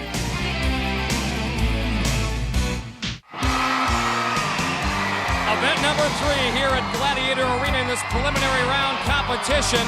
Troy Jackson ascends the platform along with our Gladiator Tower for whiplash. Contender has 30 seconds to try to pull any part of the Gladiator's body outside of this 20-foot ring, or pull the double triangle or dog bone away from the Gladiator. Impossible task, maybe, when the Gladiator is the Tower of Power. 6'4", 278 against Troy Jackson, 170 pounds, but this thing, quickness is important. Oh, interesting move there by Troy Jackson. His momentum of that somersault did not work, and Tower able to own the bone and pull the double triangle away from Troy Jackson, so he gets shut down big time. Troy Jackson trying to use one of his gymnastics moves there, and then they get on the merry-go-round, and Troy falls off. Tower once again inside our whiplash ring. This time it's Ray Clark's turn. Ray locking horns and trying to get a good grip and see what he can do with the Tower of Power.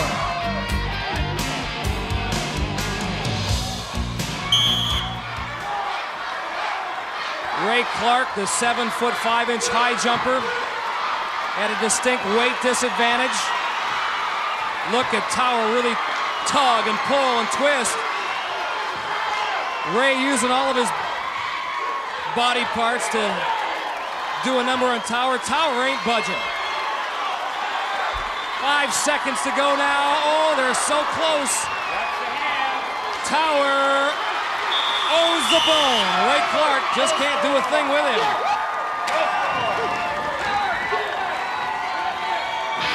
Tower showing once again why he is king of the ring. As he pads his already impressive record in this event, let's see if the women are willing to whip. Peggy Odita is up first And she draws the tenacious one, Zap. Let's not forget just how fast and strong Peggy was in Powerball. This should be a great matchup. Peggy Odita just relying on raw strength. Pulls the bone away and also got Zap's toe out. So Peggy Odita picks up 10 huge points in Whiplash. And here's how she did it. Using her lower body strength, she just overpowers Zap. And no rest for the Zapster. She hunkers down once again. This time she'll do battle with Lori Ferguson. Lori needs a 10 to keep pace. Zap tugging with all her might.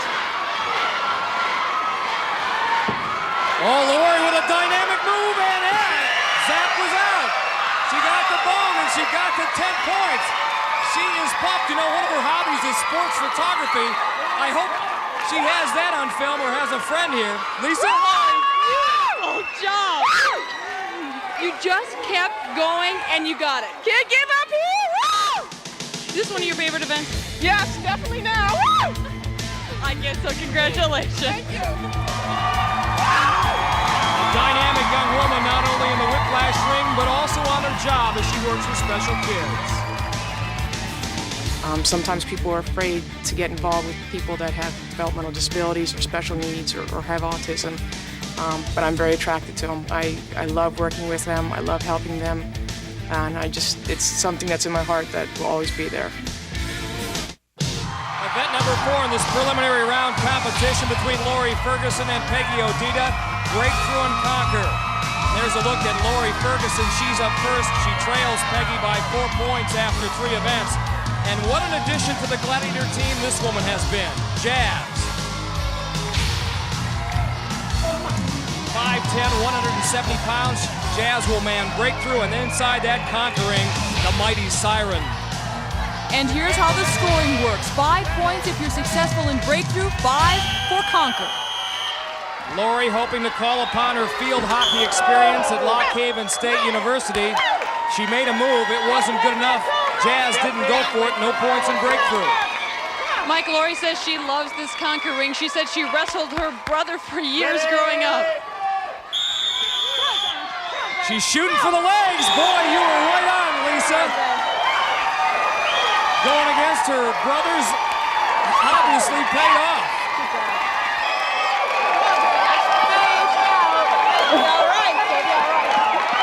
So now, Peggy Odita, our sales and marketing manager from Redwood City, California, and heptathlete. And look at Jazz. Boy, is she ready. Siren awaits in the Conquer ring. Contender ready. Gladiators ready. Jazz will try to cut Peggy off. She got a hand on Peggy, but those swivel hips made her much too elusive for Jazz. She picks up 5 points there. And now she's got the crowd here at Gladiator Arena on her side. Remember, she's got 10 seconds.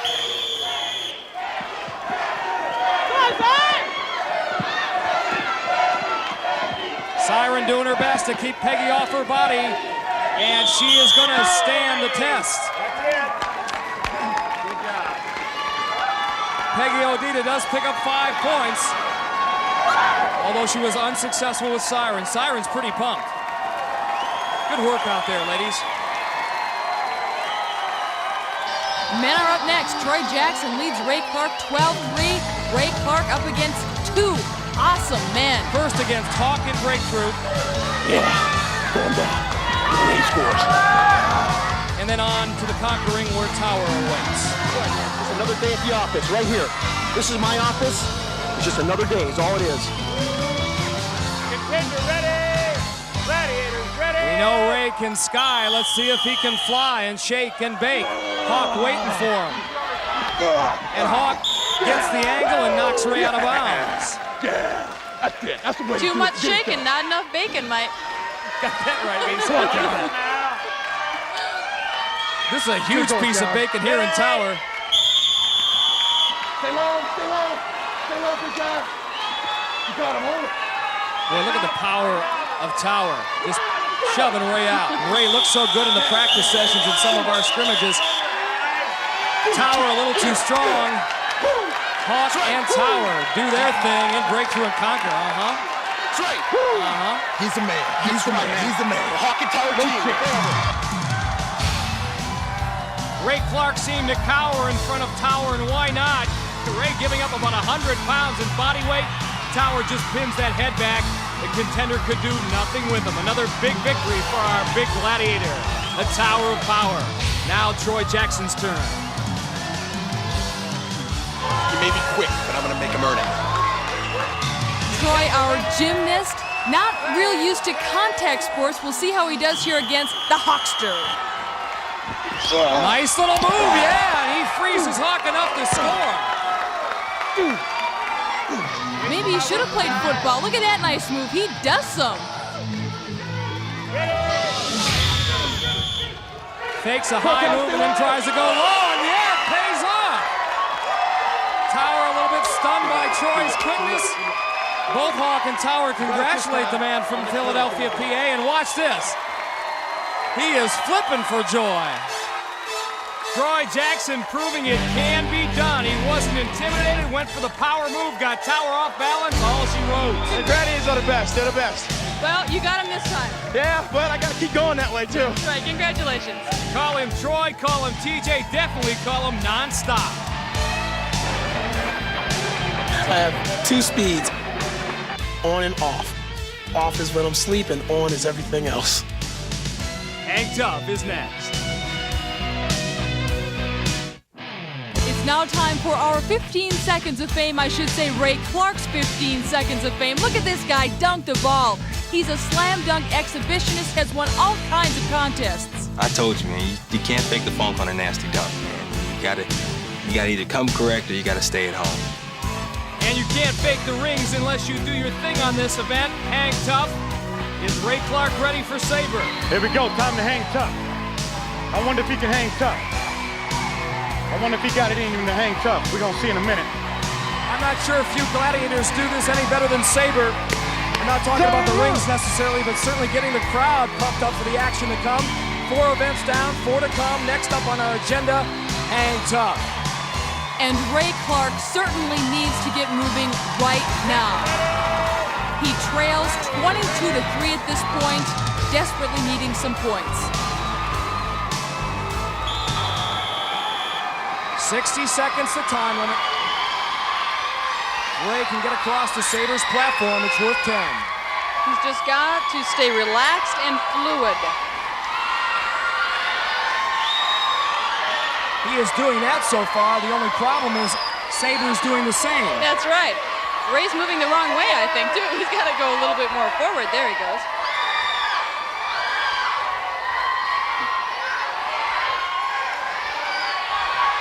Sabre has now been forced to backtrack. Crossing over on the rings. Ray's got a breakaway. This could be close, but Sabre closes in. He's hanging by one arm. Sabre's pointing to the crowd. 14 seconds to go, and down goes Ray Clark. Good job, man. Good job, man. Score 1 for Sabre, who has definitely gotten better in this event. Well, it was a nice effort, but he wasn't going to hold Sabre up there. Hey, hey! Hey, hey! Hey, hey! Hey, hey! Well, Troy Jackson got off to a slow start, and then he came on like gangbusters and break through and conquer, picking up 10 points. He now will have to deal with Sabre and hang tough. Here we go again. Let's see if he got it. I'm already sweating and tired, but I still think I got what it takes. Now to the business at hand. Handing Troy Jackson a defeat. That's paramount in Sabre's mind. Troy, don't forget, is that gymnastics coach. This should be second nature to him.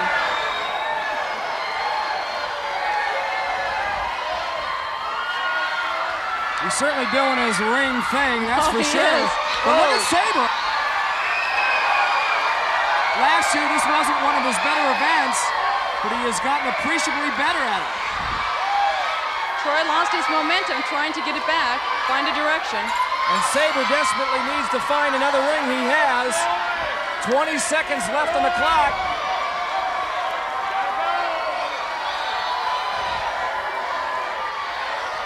Again, if a contender can go the distance without being pulled off, it's worth a draw and 5 points.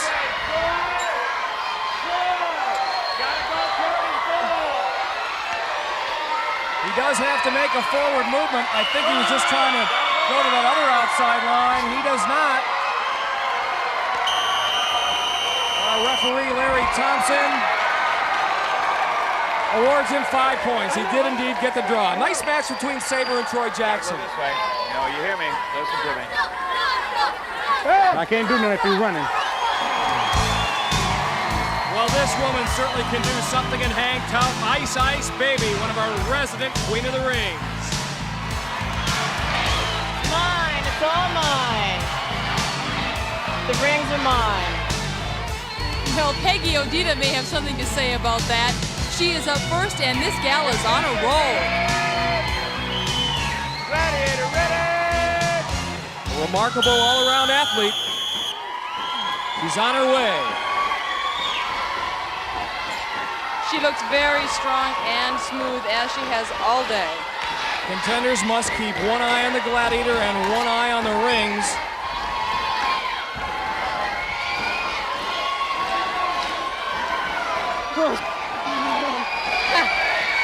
Ice able to cross over in the rings with the greatest of ease, but now she has to try to cut Peggy off, and Peggy goes in the other direction. Under 30 seconds now. Peggy is very comfortable up there, just biding her time, looking for the right lane to move in. Oh, she's by Ice. Trying to run away. Oh, man! Yeah! So close and yet so far. 12 seconds left on the clock. She lost her grip. Yeah! I'm not sure Ice would have got her, but it counts as a win anyway. She was just anticipating trying to get there too fast. Yes! I got too greedy. Well, Lori Ferguson with a golden opportunity to take the lead here. This time she's going down. No swinging on one arm. The rings are mine. Lori will try to take advantage of Peggy's mistake. Mike, we asked the contenders to pick out one word that they would use to describe themselves, and Lori picked out inspiring. She certainly has been that today.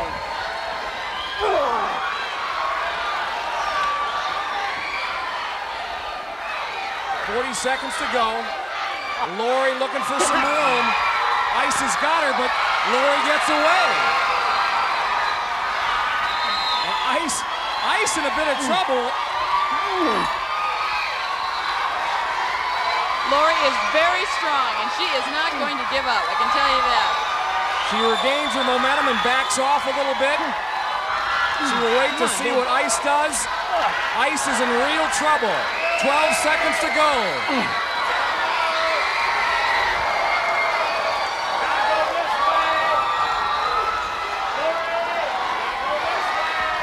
She does have to make a bona fide attempt to move towards that Gladiator platform. The 60 seconds has expired. A tough match, really a game of cat and mouse here, both congratulating each other as they go down. Give Lori Ferguson 5 points for the draw. And the beat continues here at Gladiator Arena for young and old. Up next, hand-to-hand combat military pugil sticks. It's the Joust. It's a brand new season, and we're halfway through this preliminary elimination round bout between Lori Ferguson and Peggy Odita. Lori with the 1-point lead. She is up first in the Joust. At this point in time, every point extremely important. We are getting very close to the eliminator. If she can knock the Gladiator off the platform or through 10 points, she's got a tough one in Zap. Not all that comfortable, Lori Ferguson, with that pugil stick in her hand, probing more with that stick. Zap trying to hold her off. Lori being very aggressive. Yeah, Lori Ferguson clearly the aggressor, Lisa. She's going for it. Oh, took a shot to the head. Like I said, that is not fun. Here comes Zap, though, with a strong finish. 3 seconds, 2 seconds, 1 second, and that is it. Lori Ferguson stands her ground and picks up 5 points for the draw. Now has 37 points after 6 events. And very important points they are. She pads her lead by 5, setting the stage for her opponent. Through 5 events, Peggy Odita has amassed 31 points. Excellent showing so far in this preliminary seeding round, and she draws Zap here in the joust. On guard! Lori fought Zap to a draw. Peggy looking to get the full 10. She's doing a nice job deflecting some of those shots.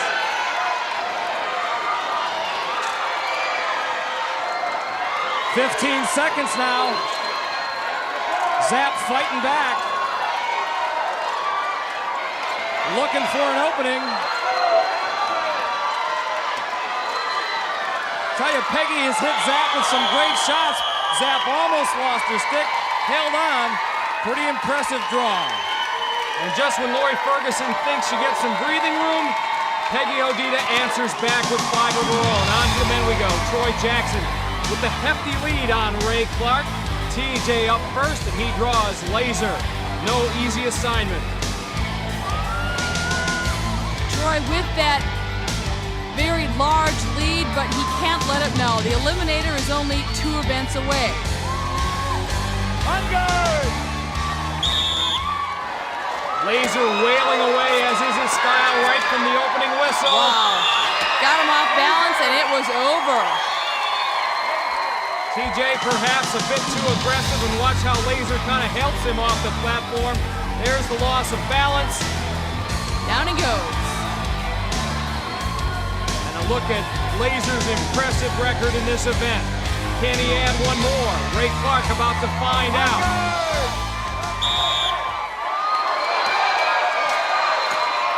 Ray with a wild shot. Oh, this is a good match. Ray has got Laser in a bit of trouble. Look at Laser. 1, 2, 20 seconds ago. Oh, man, that was. There you go. Man. Sometimes Laser is his own worst enemy. With his aggressiveness, he throws himself off balance.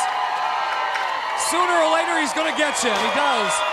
Ray Clark in 23 seconds. Laser, another phenomenal performance. You are not giving these guys any leeway. No, you can't. It's early in the competition. You give these great competitors an inch, they'll take a mile. Well, today, I took that mile. Certainly did. Thanks. Great job. There's nothing faster than a laser beam. Nothing.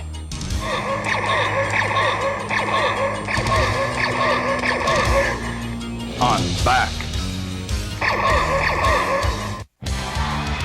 Look through the face mask of Troy Jackson, you'll see a face of determination. Troy has been tough today, 27 points through 6 events. But now his toughest challenge yet, the gauntlet. Saber, Tower, Turbo, Hawk, and Laser await. And the gauntlet is brought to you by the Super Nintendo Entertainment System. The best play here. The contender can get through in less than 25 seconds. It's worth 5 points. Do it in less than 20, you'll get 10. Saber giving him a whale of a shot. Tower doing his thing. Now Turbo. Now he's got to deal with Turbo. 10 seconds left on the clock. Nice. He's got to get by Hawk and Laser.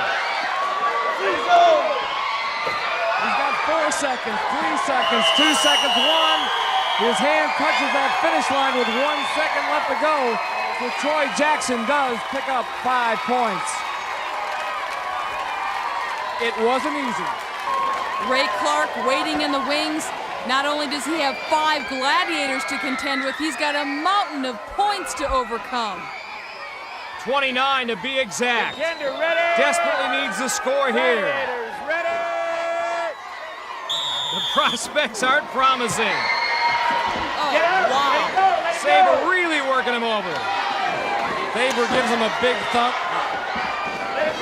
Tower tries to slow him down. Mike Ray did play football in high school, and he's probably drawing from those experiences to help him out here today. He is having a tough time here in the gauntlet, though. Hawk has got him. And Ray Clark is not going to make it. The Gladiators have succeeded in making his journey a most difficult one and also a pointless one.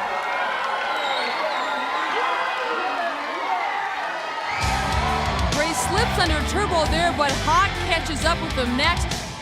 Hawk looking like he's wanting to slam dunk Ray.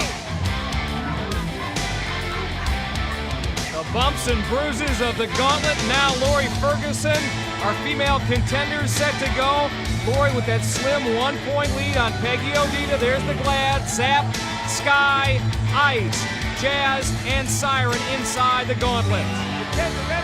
Get by 5 in under 20 seconds. You've got yourself 10 points. Here she goes. Mike, I talked to Lori about her field hockey experiences, and she told me there was a lot of contact in that, so this probably doesn't surprise her. Well, she's getting a lot of contact here, but she's moving well. Only Siren remains, and she zipped through that thing. In 15 seconds, she gets the full 10. Wow. Lori really putting the pressure on Peggy Odita. Peggy's back's to the wall. She must come up with 10 points, considering the Eliminator is next. Gladiators, ready! Peggy Odita on her way. She's by Zap. Now Sky. Ice has got her pinned down and motioning to referee Larry Thompson. Gladiators not allowed to do that. Jazz working Peggy over, but she's moving pretty well. And she made it. She made it in under 20 seconds, and so she picks up 10 points. What have I done? We told you Peggy desperately needed those 10 points, and she got them. Despite being pinned here by Ice, didn't matter. Peggy came through with the important 10. Again, today marks the beginning of our second half season. This is the preliminary seeding round. The winners will move on to face our first half champions, Westbury and Kim Tyler, and they'll compete for the American Gladiator Crystal. The Eliminator is next. Why do you eat 5 meals a day? To grow. I know I need to improve on... Focusing a little more. How do you kick back? Take a nap, go for a walk. I got to where I am today by... Faith.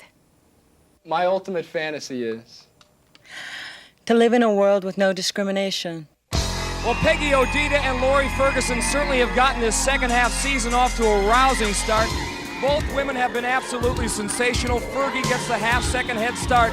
But in the practice session, Peggy Odita had the faster eliminator time. Lisa's with Peggy at the start line. Peggy, you are a heptathlete. That, of course, is 7 events. This is 8. Can you draw a comparison here for me? Definitely. Training and practice is definitely a lot harder than any competition you'll ever be in, so I'm definitely ready for this. And the eliminator is brought to you by Twix Cookie Bars, one of life's great kicks, Twix. Ready! 30 feet of push and pull. This Versa climber is rugged. Lori Ferguson with slight lead on Peggy Odita. A cardiovascular test if there ever was one. It certainly is, Mike. That is a tough one. I tried it myself. Huffing, puffing. Lori gets there first. Peggy right there. Peggy actually the first down the slide. Now across the handbike. Lori Ferguson has drawn herself even. Peggy regains the lead across the cylinder, now up the cargo net. Hand over hand they go. Mike, they are so concentrated. Their eyes are straight ahead. They are focused. Peggy, the first to reach the zip line. She is smoking this course. She has in reserve to go up this treadmill once she gets over the wall. And the wall is a problem right now. Here comes Lori right behind. Peggy pushing, she's there, and now the rope. the barrier, she wins it.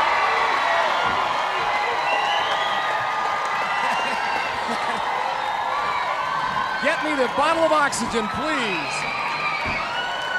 And no quitting Lori Ferguson either, as she breaks the barrier. Peggy, is that like anything you've ever done? No. I can honestly say no. Tougher? It's a lot of adrenaline rush all at once. Everything boom, boom, boom, boom, all at once. No. You're happy now, though. I'm very happy. Well, congratulations. I'm done. Great effort. Thanks, Mom. Peggy Odita's time, 1 minute and 11 seconds. Woo.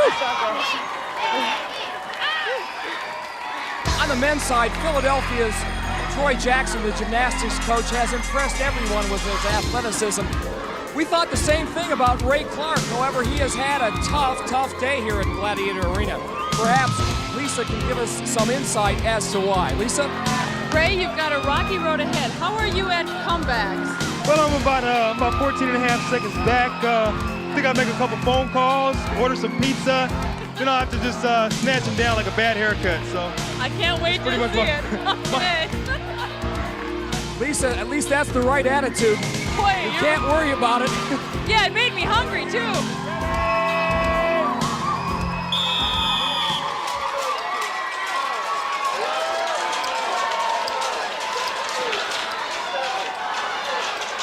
And all Ray Clark can do is sit and wait and order that pizza. That's right. And if it comes before he finishes, I'm going to start on it.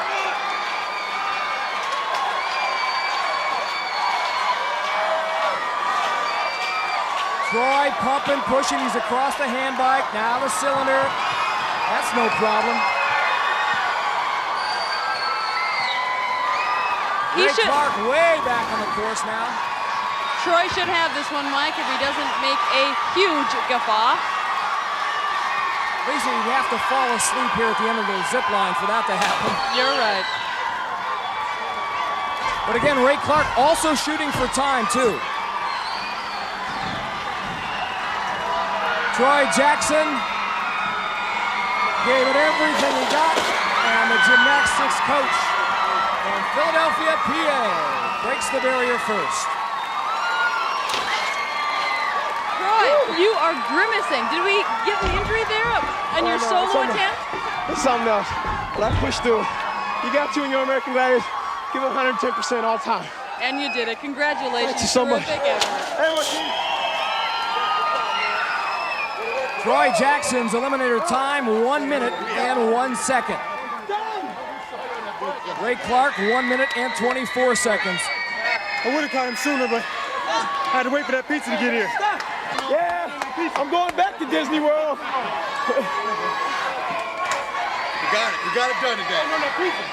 Plus, he went around me. So that's the story here at Gladiator Arena. More exciting preliminary seeding round action coming up next week. Until then, for Lisa Mulaski and all of us here at Gladiator Arena, I'm Mike Adamle. Thanks for joining us. See you next week, everyone.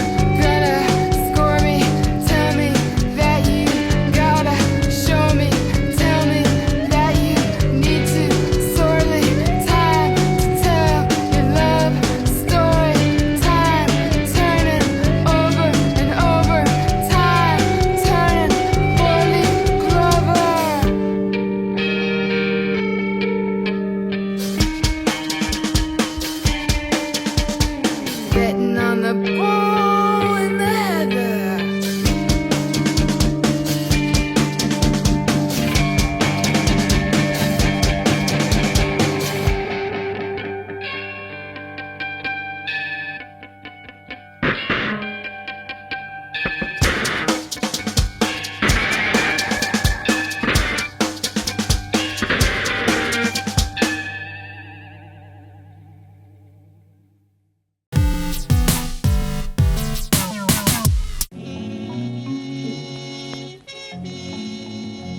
Well then, man, who do you have for me?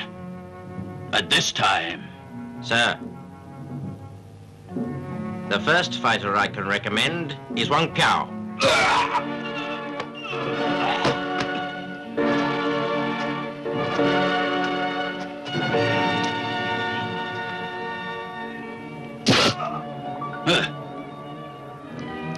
He is greedy. He kills only for the money, not for the glory. I have others. There's Baldhead Quan. Now he'll be loyal to you.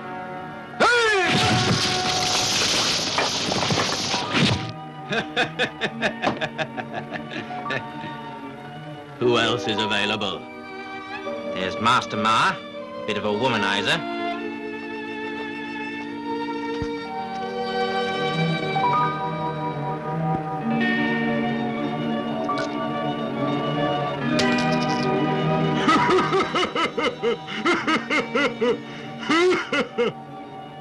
Master Sue, he likes a drop.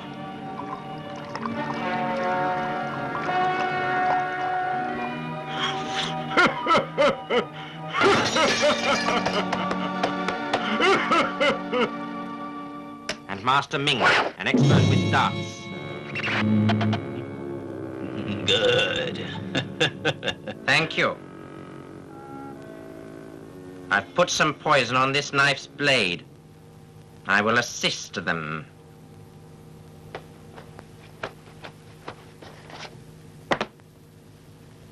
Please. Oh, you really shouldn't give me all this fruit. Well, I brought it for your son.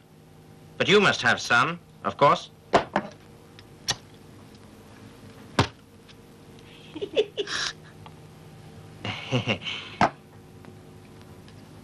Here. Try it.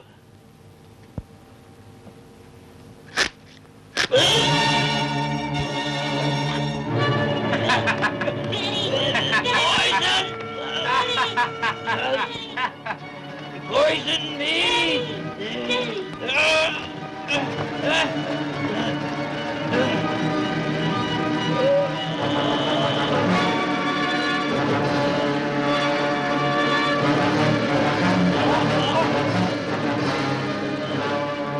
Give me your magic sword, and I'll give you the antidote. No, I won't.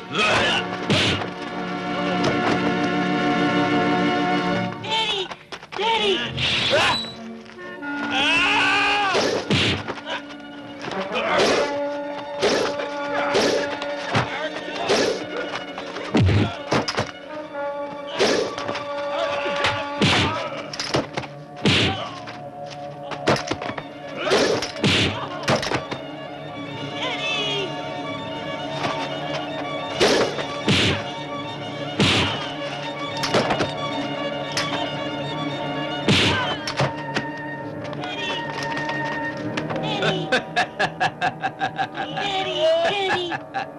Daddy!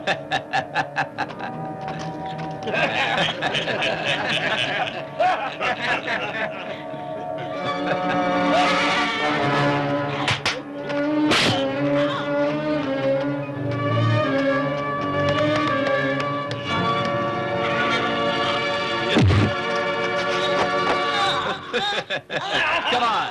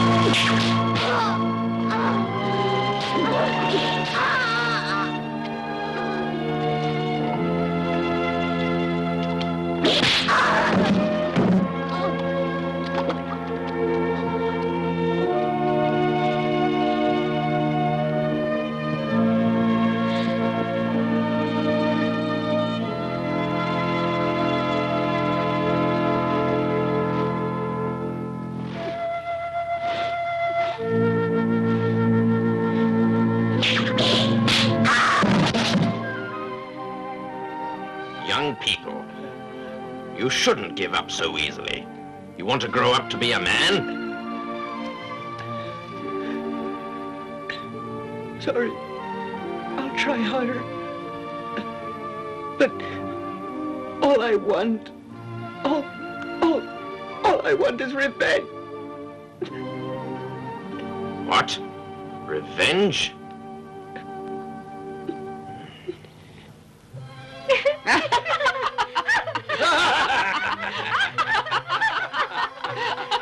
You're lovely, every one of you.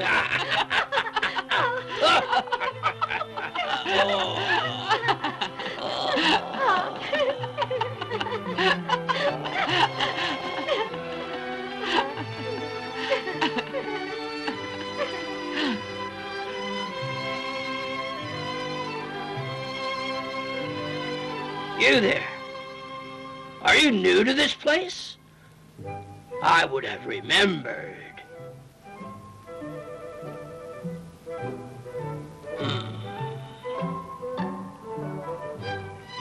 She is a newcomer. Really? Excellent. Now you come here. Yes?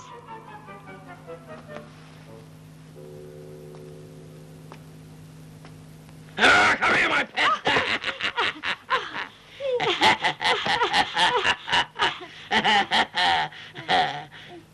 Are you a virgin? Mm-hmm. Maybe I can remedy that.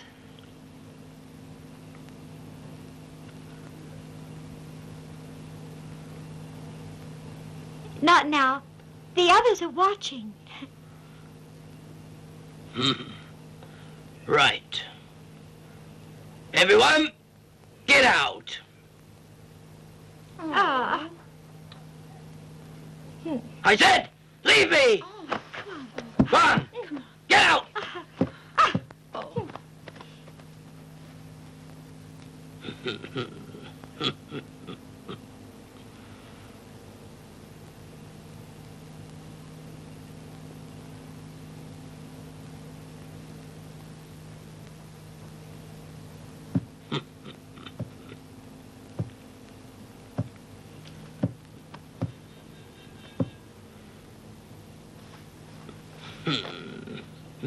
Tall.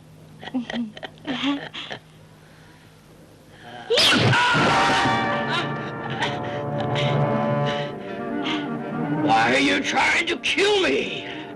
Because you killed my parents. Your parents? That's right. You and 5 others killed my parents. And now you must pay. You mean that you're the daughter? Yes, damn you.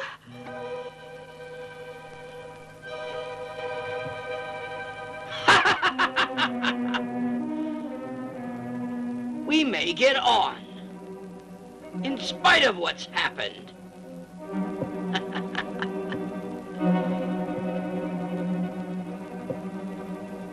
I only care for 2 things, this and sex.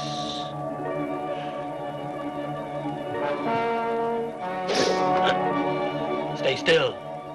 I will follow you. Right. I will see you later.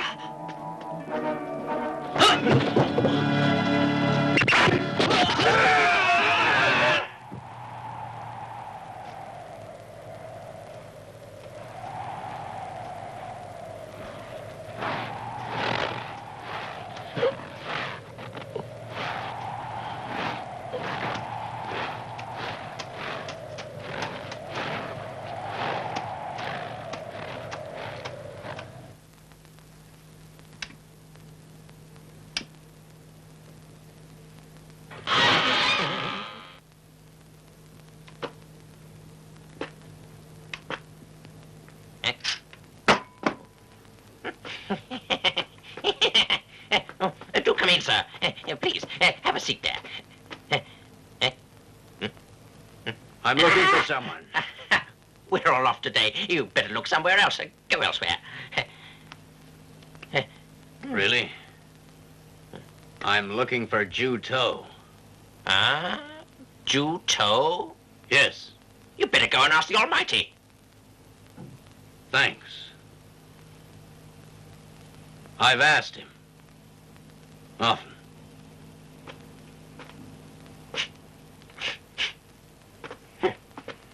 Ask the Almighty often. Often? I'll give him often. Hey, have something to eat. Come on, take it.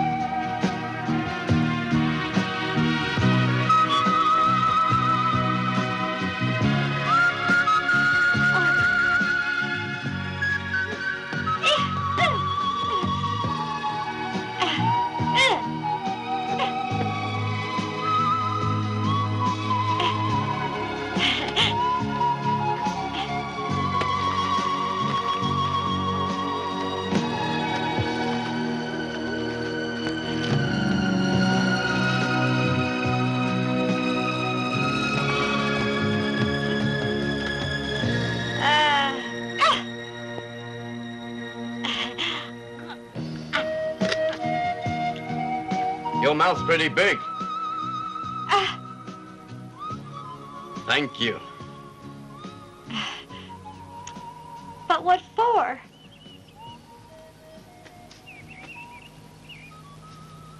I heard people from around here are kind to strangers. I need someone to wash my underwear.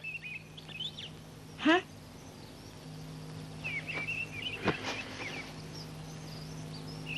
There is a stream not far from here.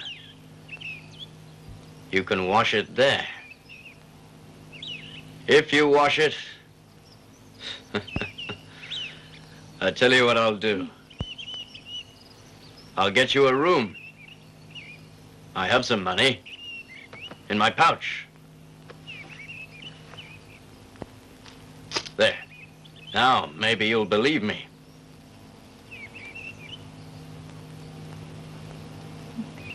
The blind see everything. All right.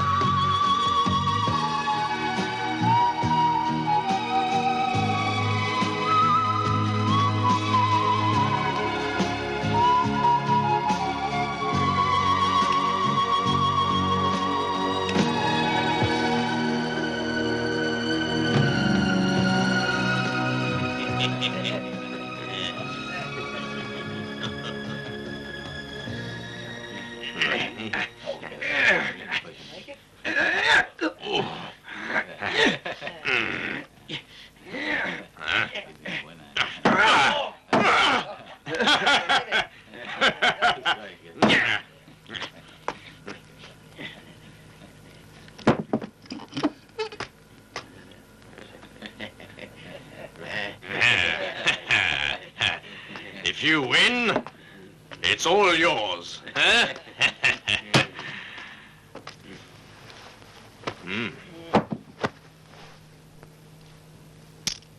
He's gonna try. Right. You weakling.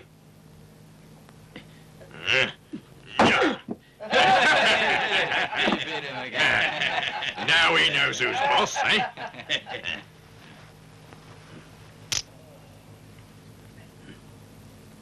Left hand, you're on.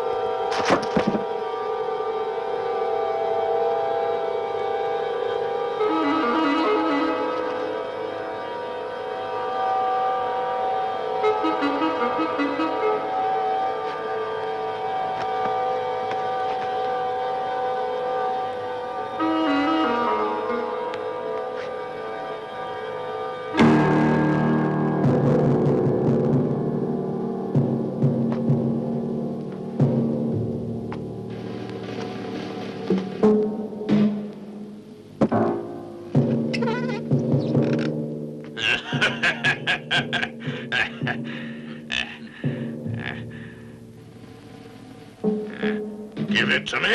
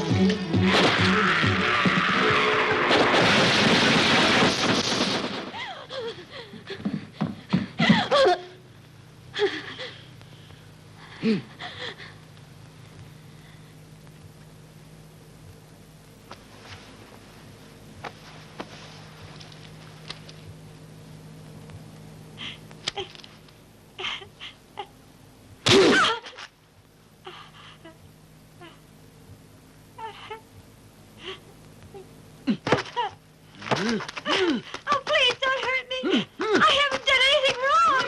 Please forgive me.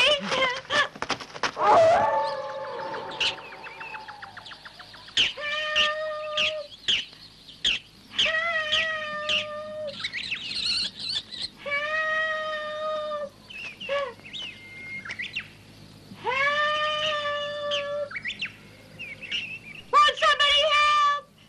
Please help me. Won't someone help? Please help me.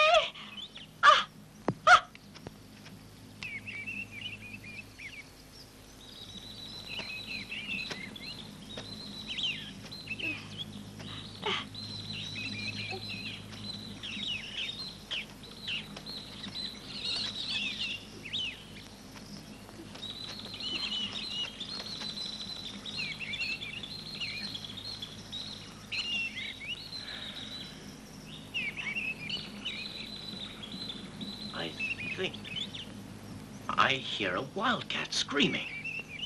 What's that? You think that I'm a wildcat? What a shock. So it's you.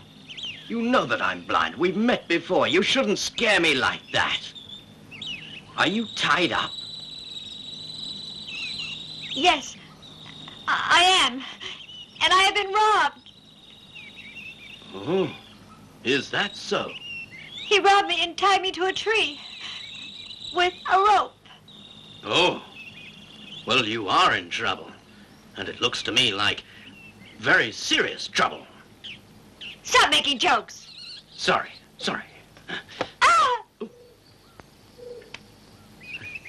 That's very nice. A young lady disguised as a man. Why do you dress as though you were a man? Well, what is this? A receipt.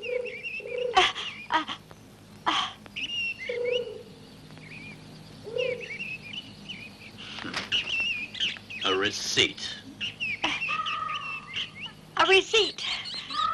The robber left me a receipt for what he took from me. Really? Yes, really. Really. Strange. I have never heard of a robber who leaves a receipt. My dear, you think just because I'm blind I am stupid? Nothing annoys me more. Good luck! Wait, I'm sorry. I'll tell you the truth. Please untie me. What happened? Why are you tied up?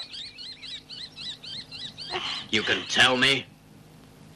Or remain like that all night. The man. So I could steal.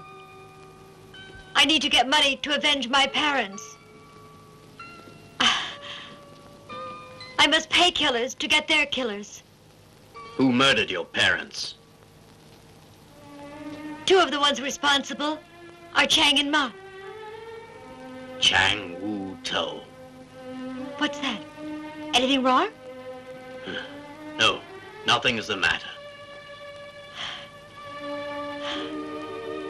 I understand from my friends. Chang Wu-to is staying at the wooden palace on Chunsan Mountain. Your friends are right. I was also told that 6 men guard him, and you realize he's unbeatable. What's the matter? Are they your enemies as well?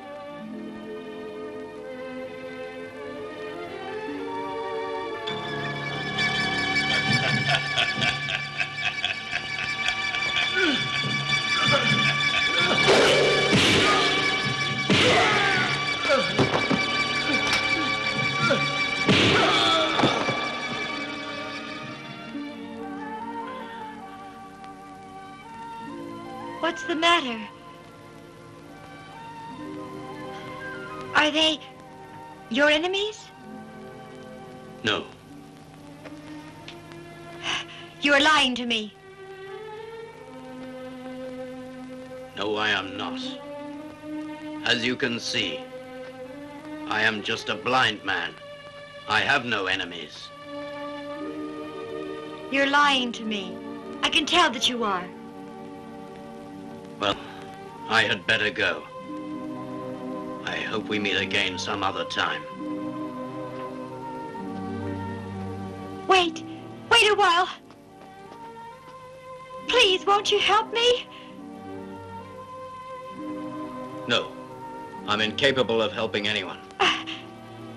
If you refuse to help me, I will follow you everywhere you go. As you choose. But I am not going to die for you. Get someone else.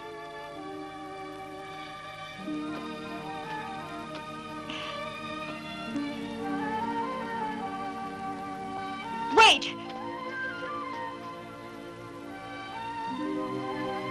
Now listen, I hate myself for being a woman.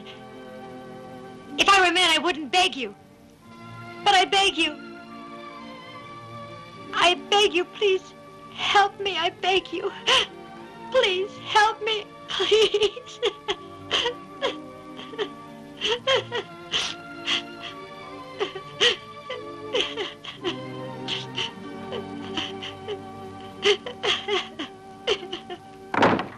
Asha, there's a red arrow.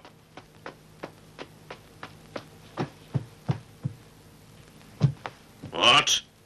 An arrow?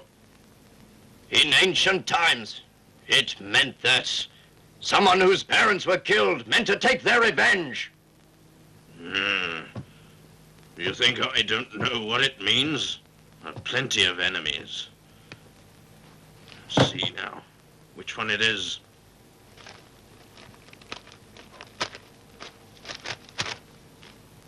Your life is worth nothing. Nothing?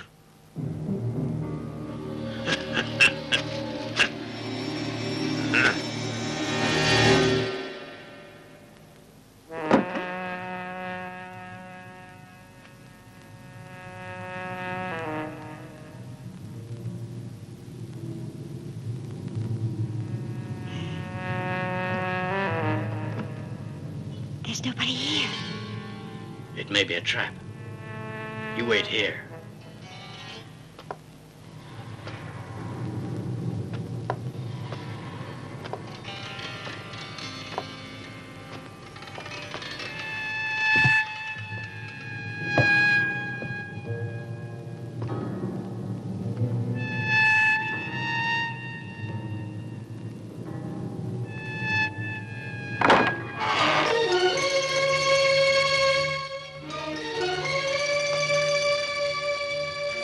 You sent me the letter?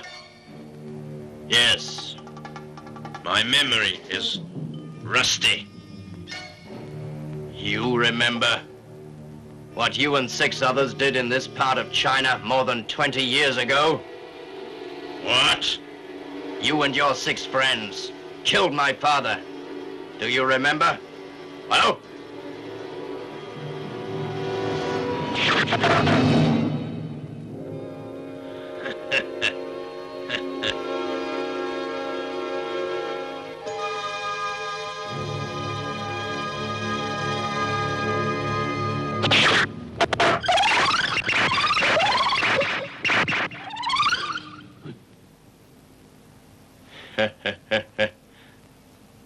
I hope you see as well as me when the lights are out.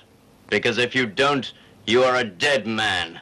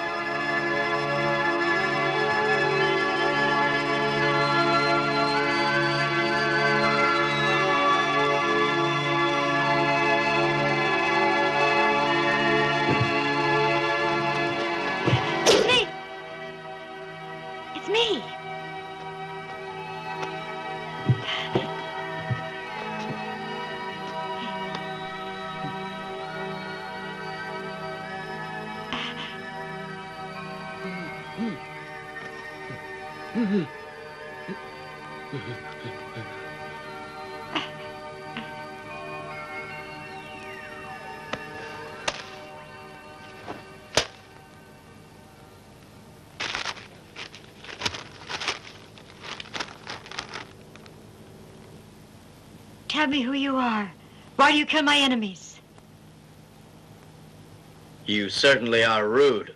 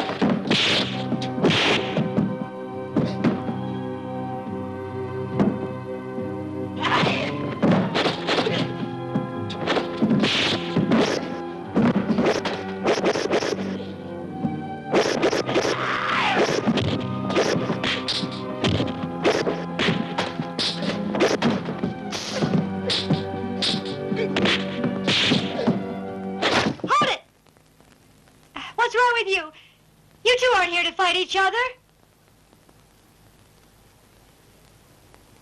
Listen, we'd better leave now.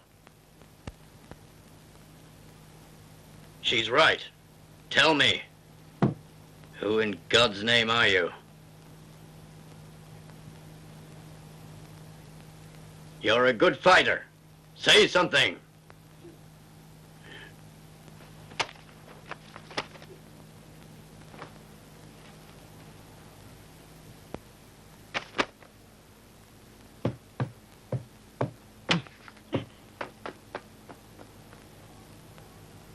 What? Father's dead. Hmm? Father's dead?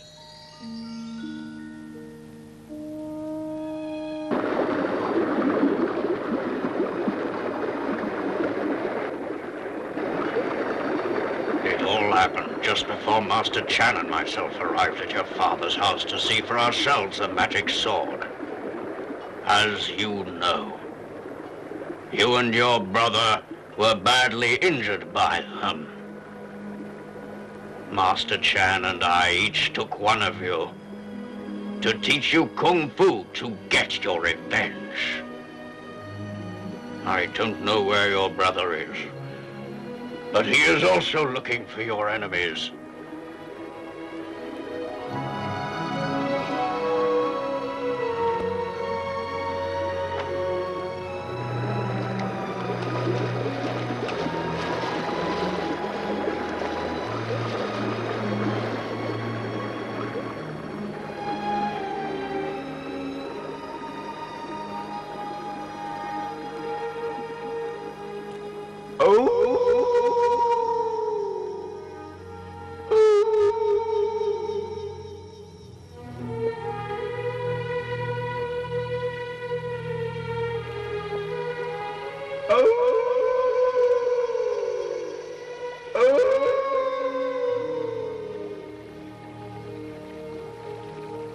Your brother was struck dumb that day, but he's also somewhere searching out your enemies.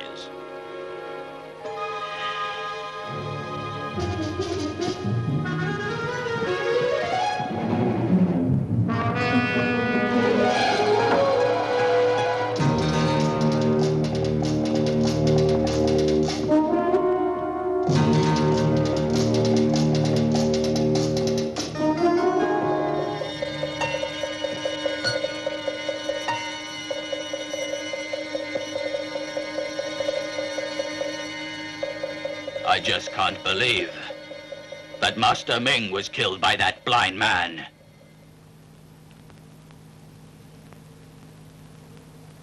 It is a disgrace to us all that a blind man could kill one of our best.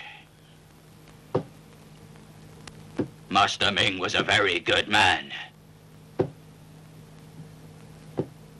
We must catch that bastard. Well, any ideas? We could lay a trap for him.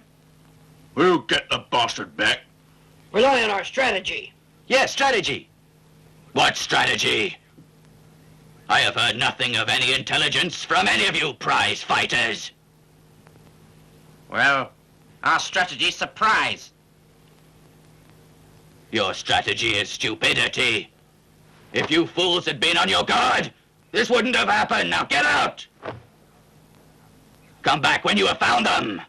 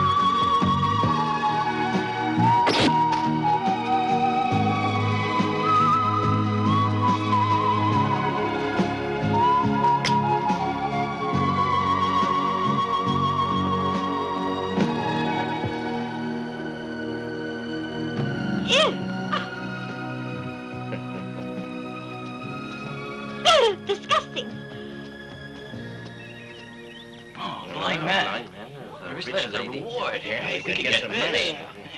Yeah, let's look out for it. Find out.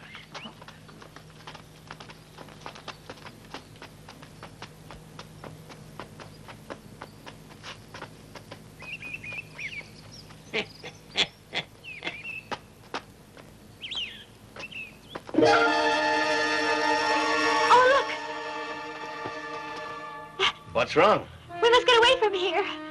Why? There's a wanted notice for us. They are looking for us. Us for them. Come, lead me to them. Right.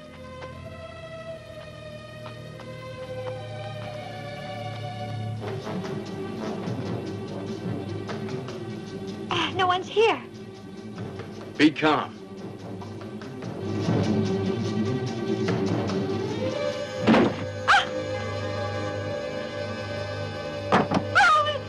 A trap! Come!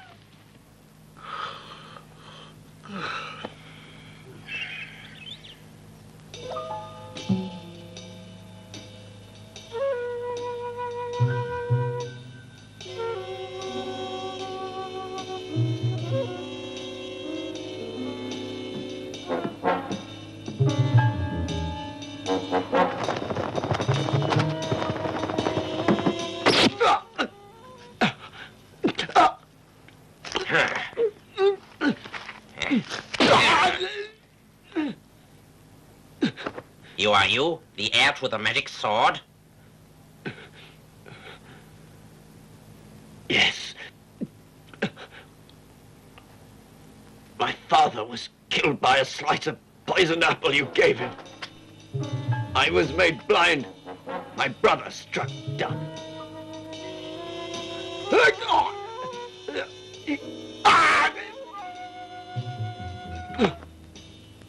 You talk too much. Now you must die. I will kill the bastard. Wait.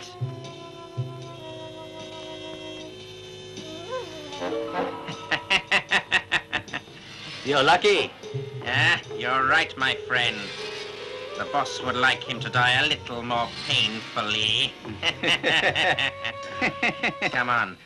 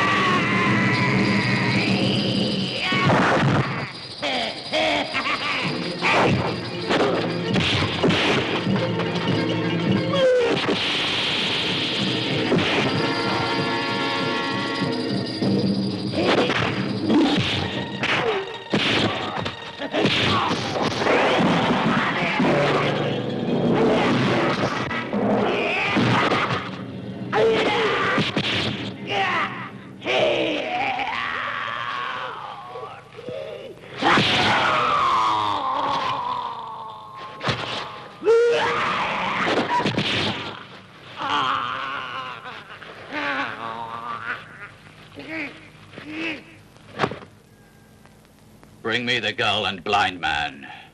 Sir. Master, don't be surprised. The blind man is the son of the one you killed for the magic sword. Huh? He has had a long life. Now then, bring them in immediately. I want a little word with both of them. Sir. Brother! Brother! Oh! Brother! My dear brother. Thank God that you are here with me now. Oh. Brother. Brother. My dear brother. You have managed for so long.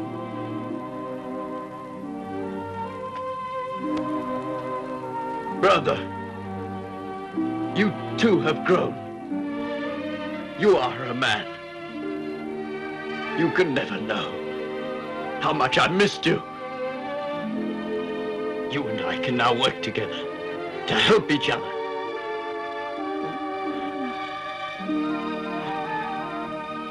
Father, please help us to help each other. Please help us. We, your sons, will avenge your death. Father, although we are not men as you were, help us. Oh, brother! Brother!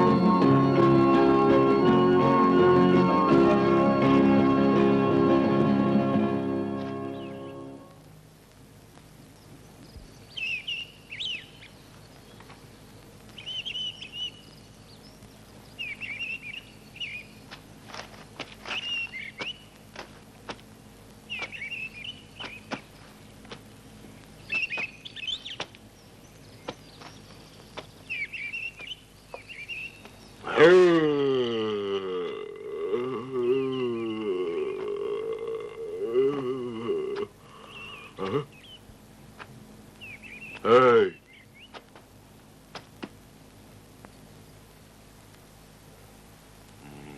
Hey. Blind man, give me some whiskey. Come here, massage my leg. I have no time. What was that? I get what I want. Yes.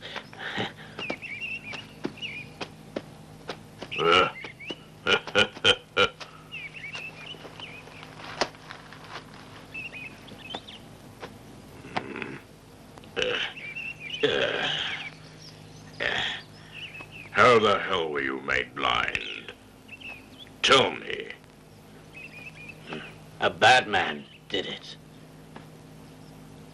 My brother was struck dumb. Oh? Who did that? Chang Wu To, with 6 of his men.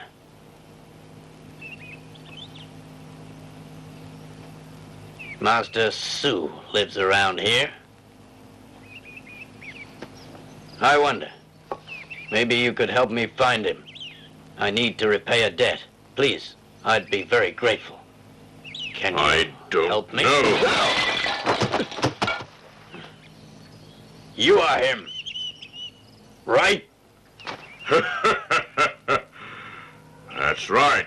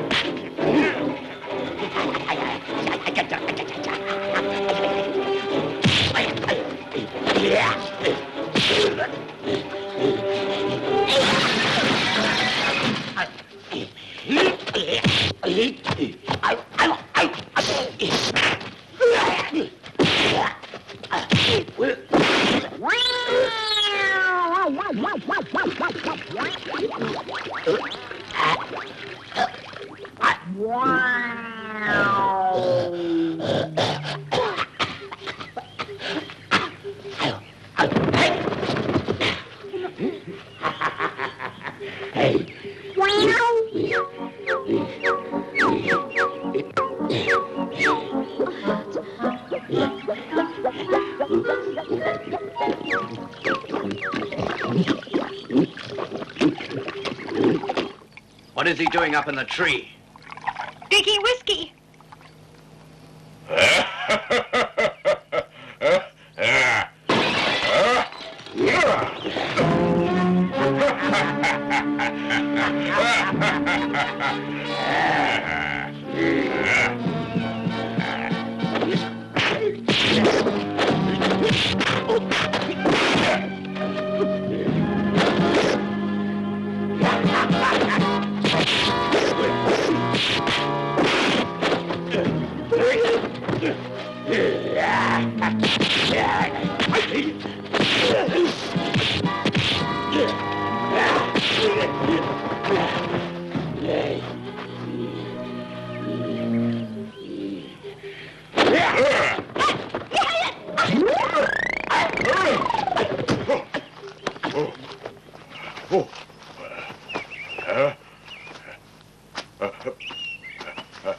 Please forgive me. Please forgive me. Where is Wang now? Sir, he's living in a cave 10 miles east of here.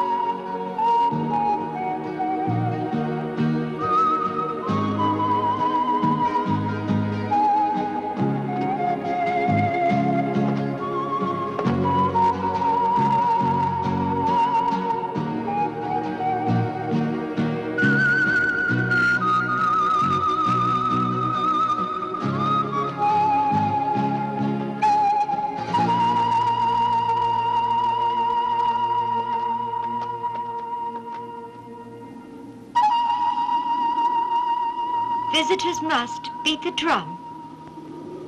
Beat the drum.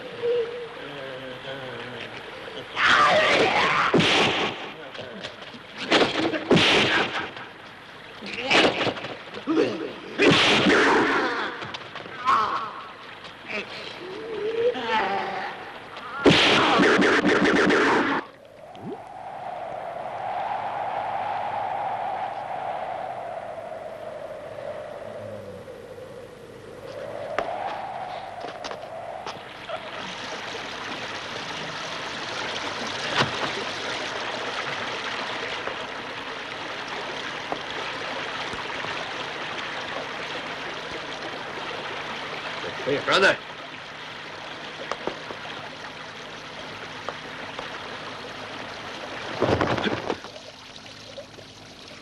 Brother?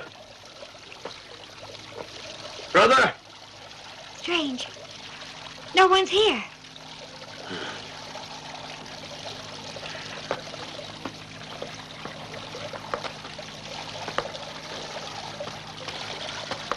What's wrong?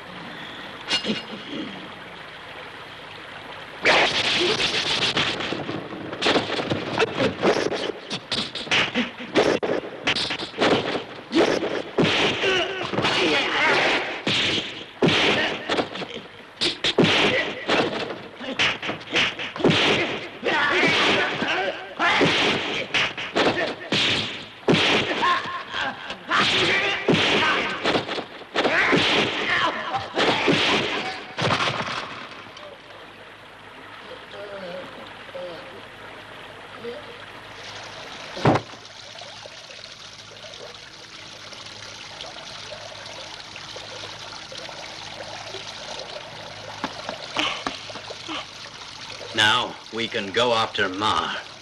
I can be of help. I can find him. You mean you know where he is? He stays at a brothel. Huh? Brothel? Yes.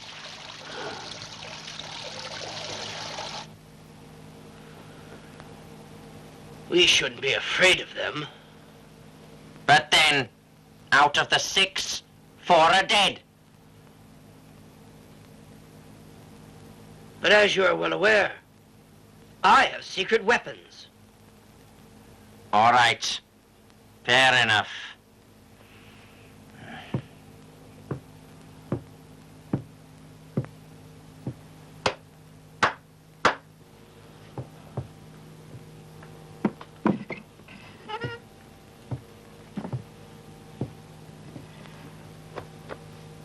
Master Ma, a message has arrived for you.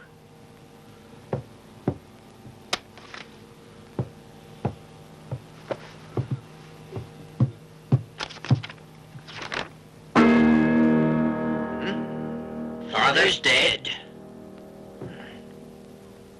And now, it's your turn to die. You mean? Mm-hmm.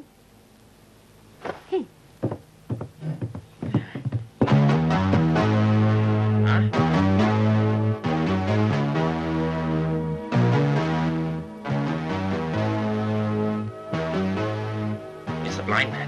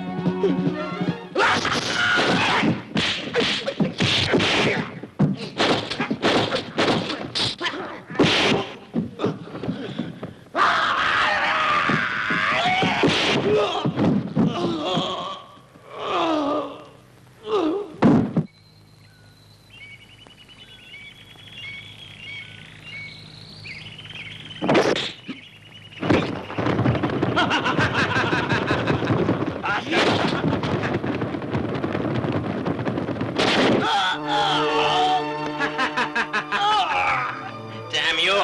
Now you're a dead man.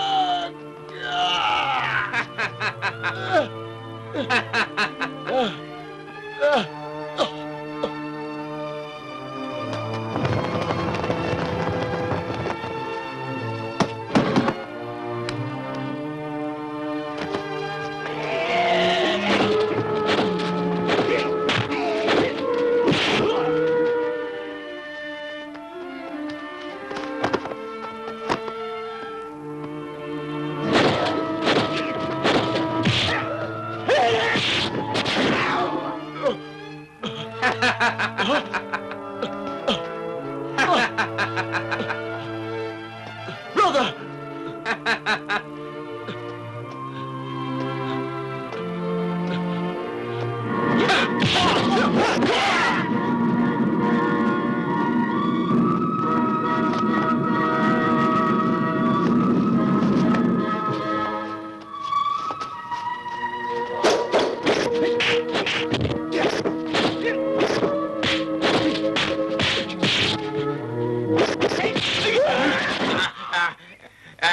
Spare me! Spare me!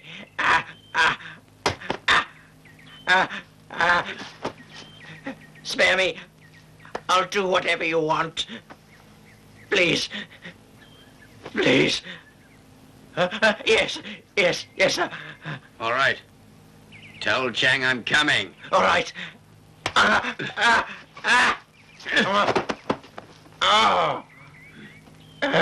Go on. Get going.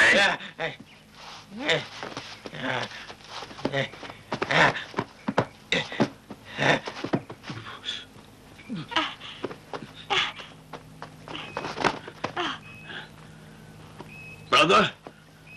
He's hurt. I'm going. Take care of him.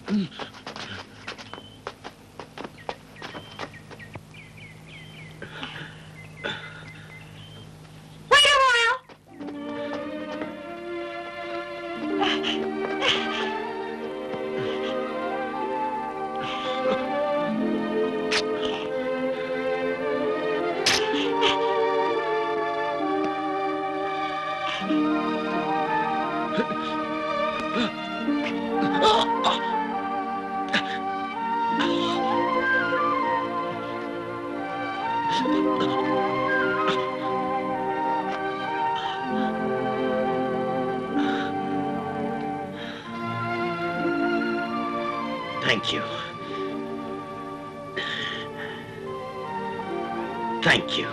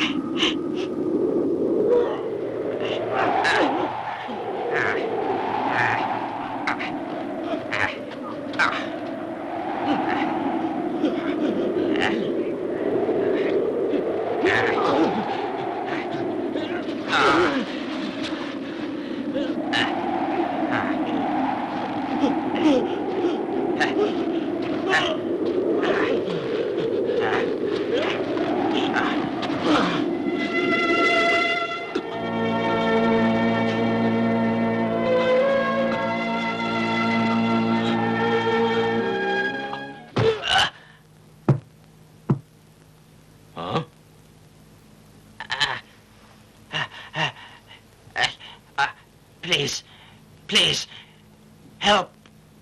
Who did this? Sir, the Yu brothers. They. Oh? The Yu brothers. They're following. They're following me. What? You brothers? Ugh.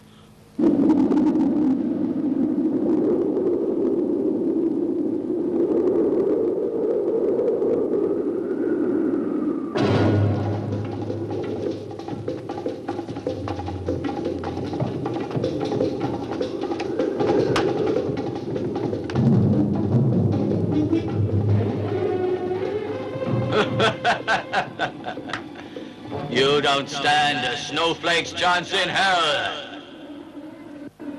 You fool! This is mine. I have the magic sword. The only reason that I was born was so that I could kill you, you bastard!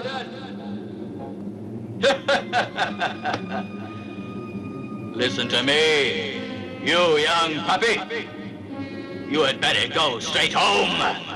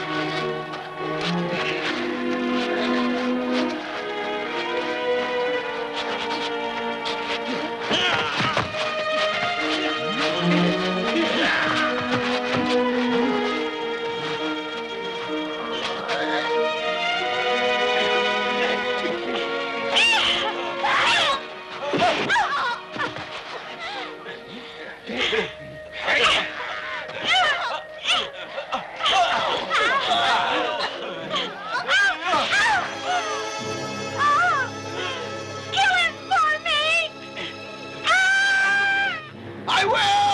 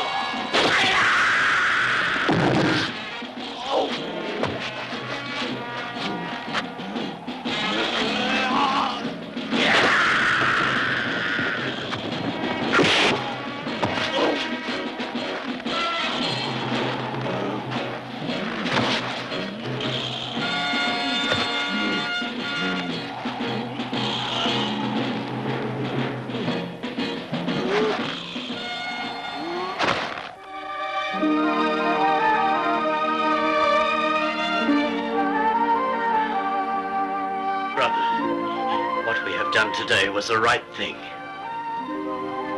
Friend, brother, I love you.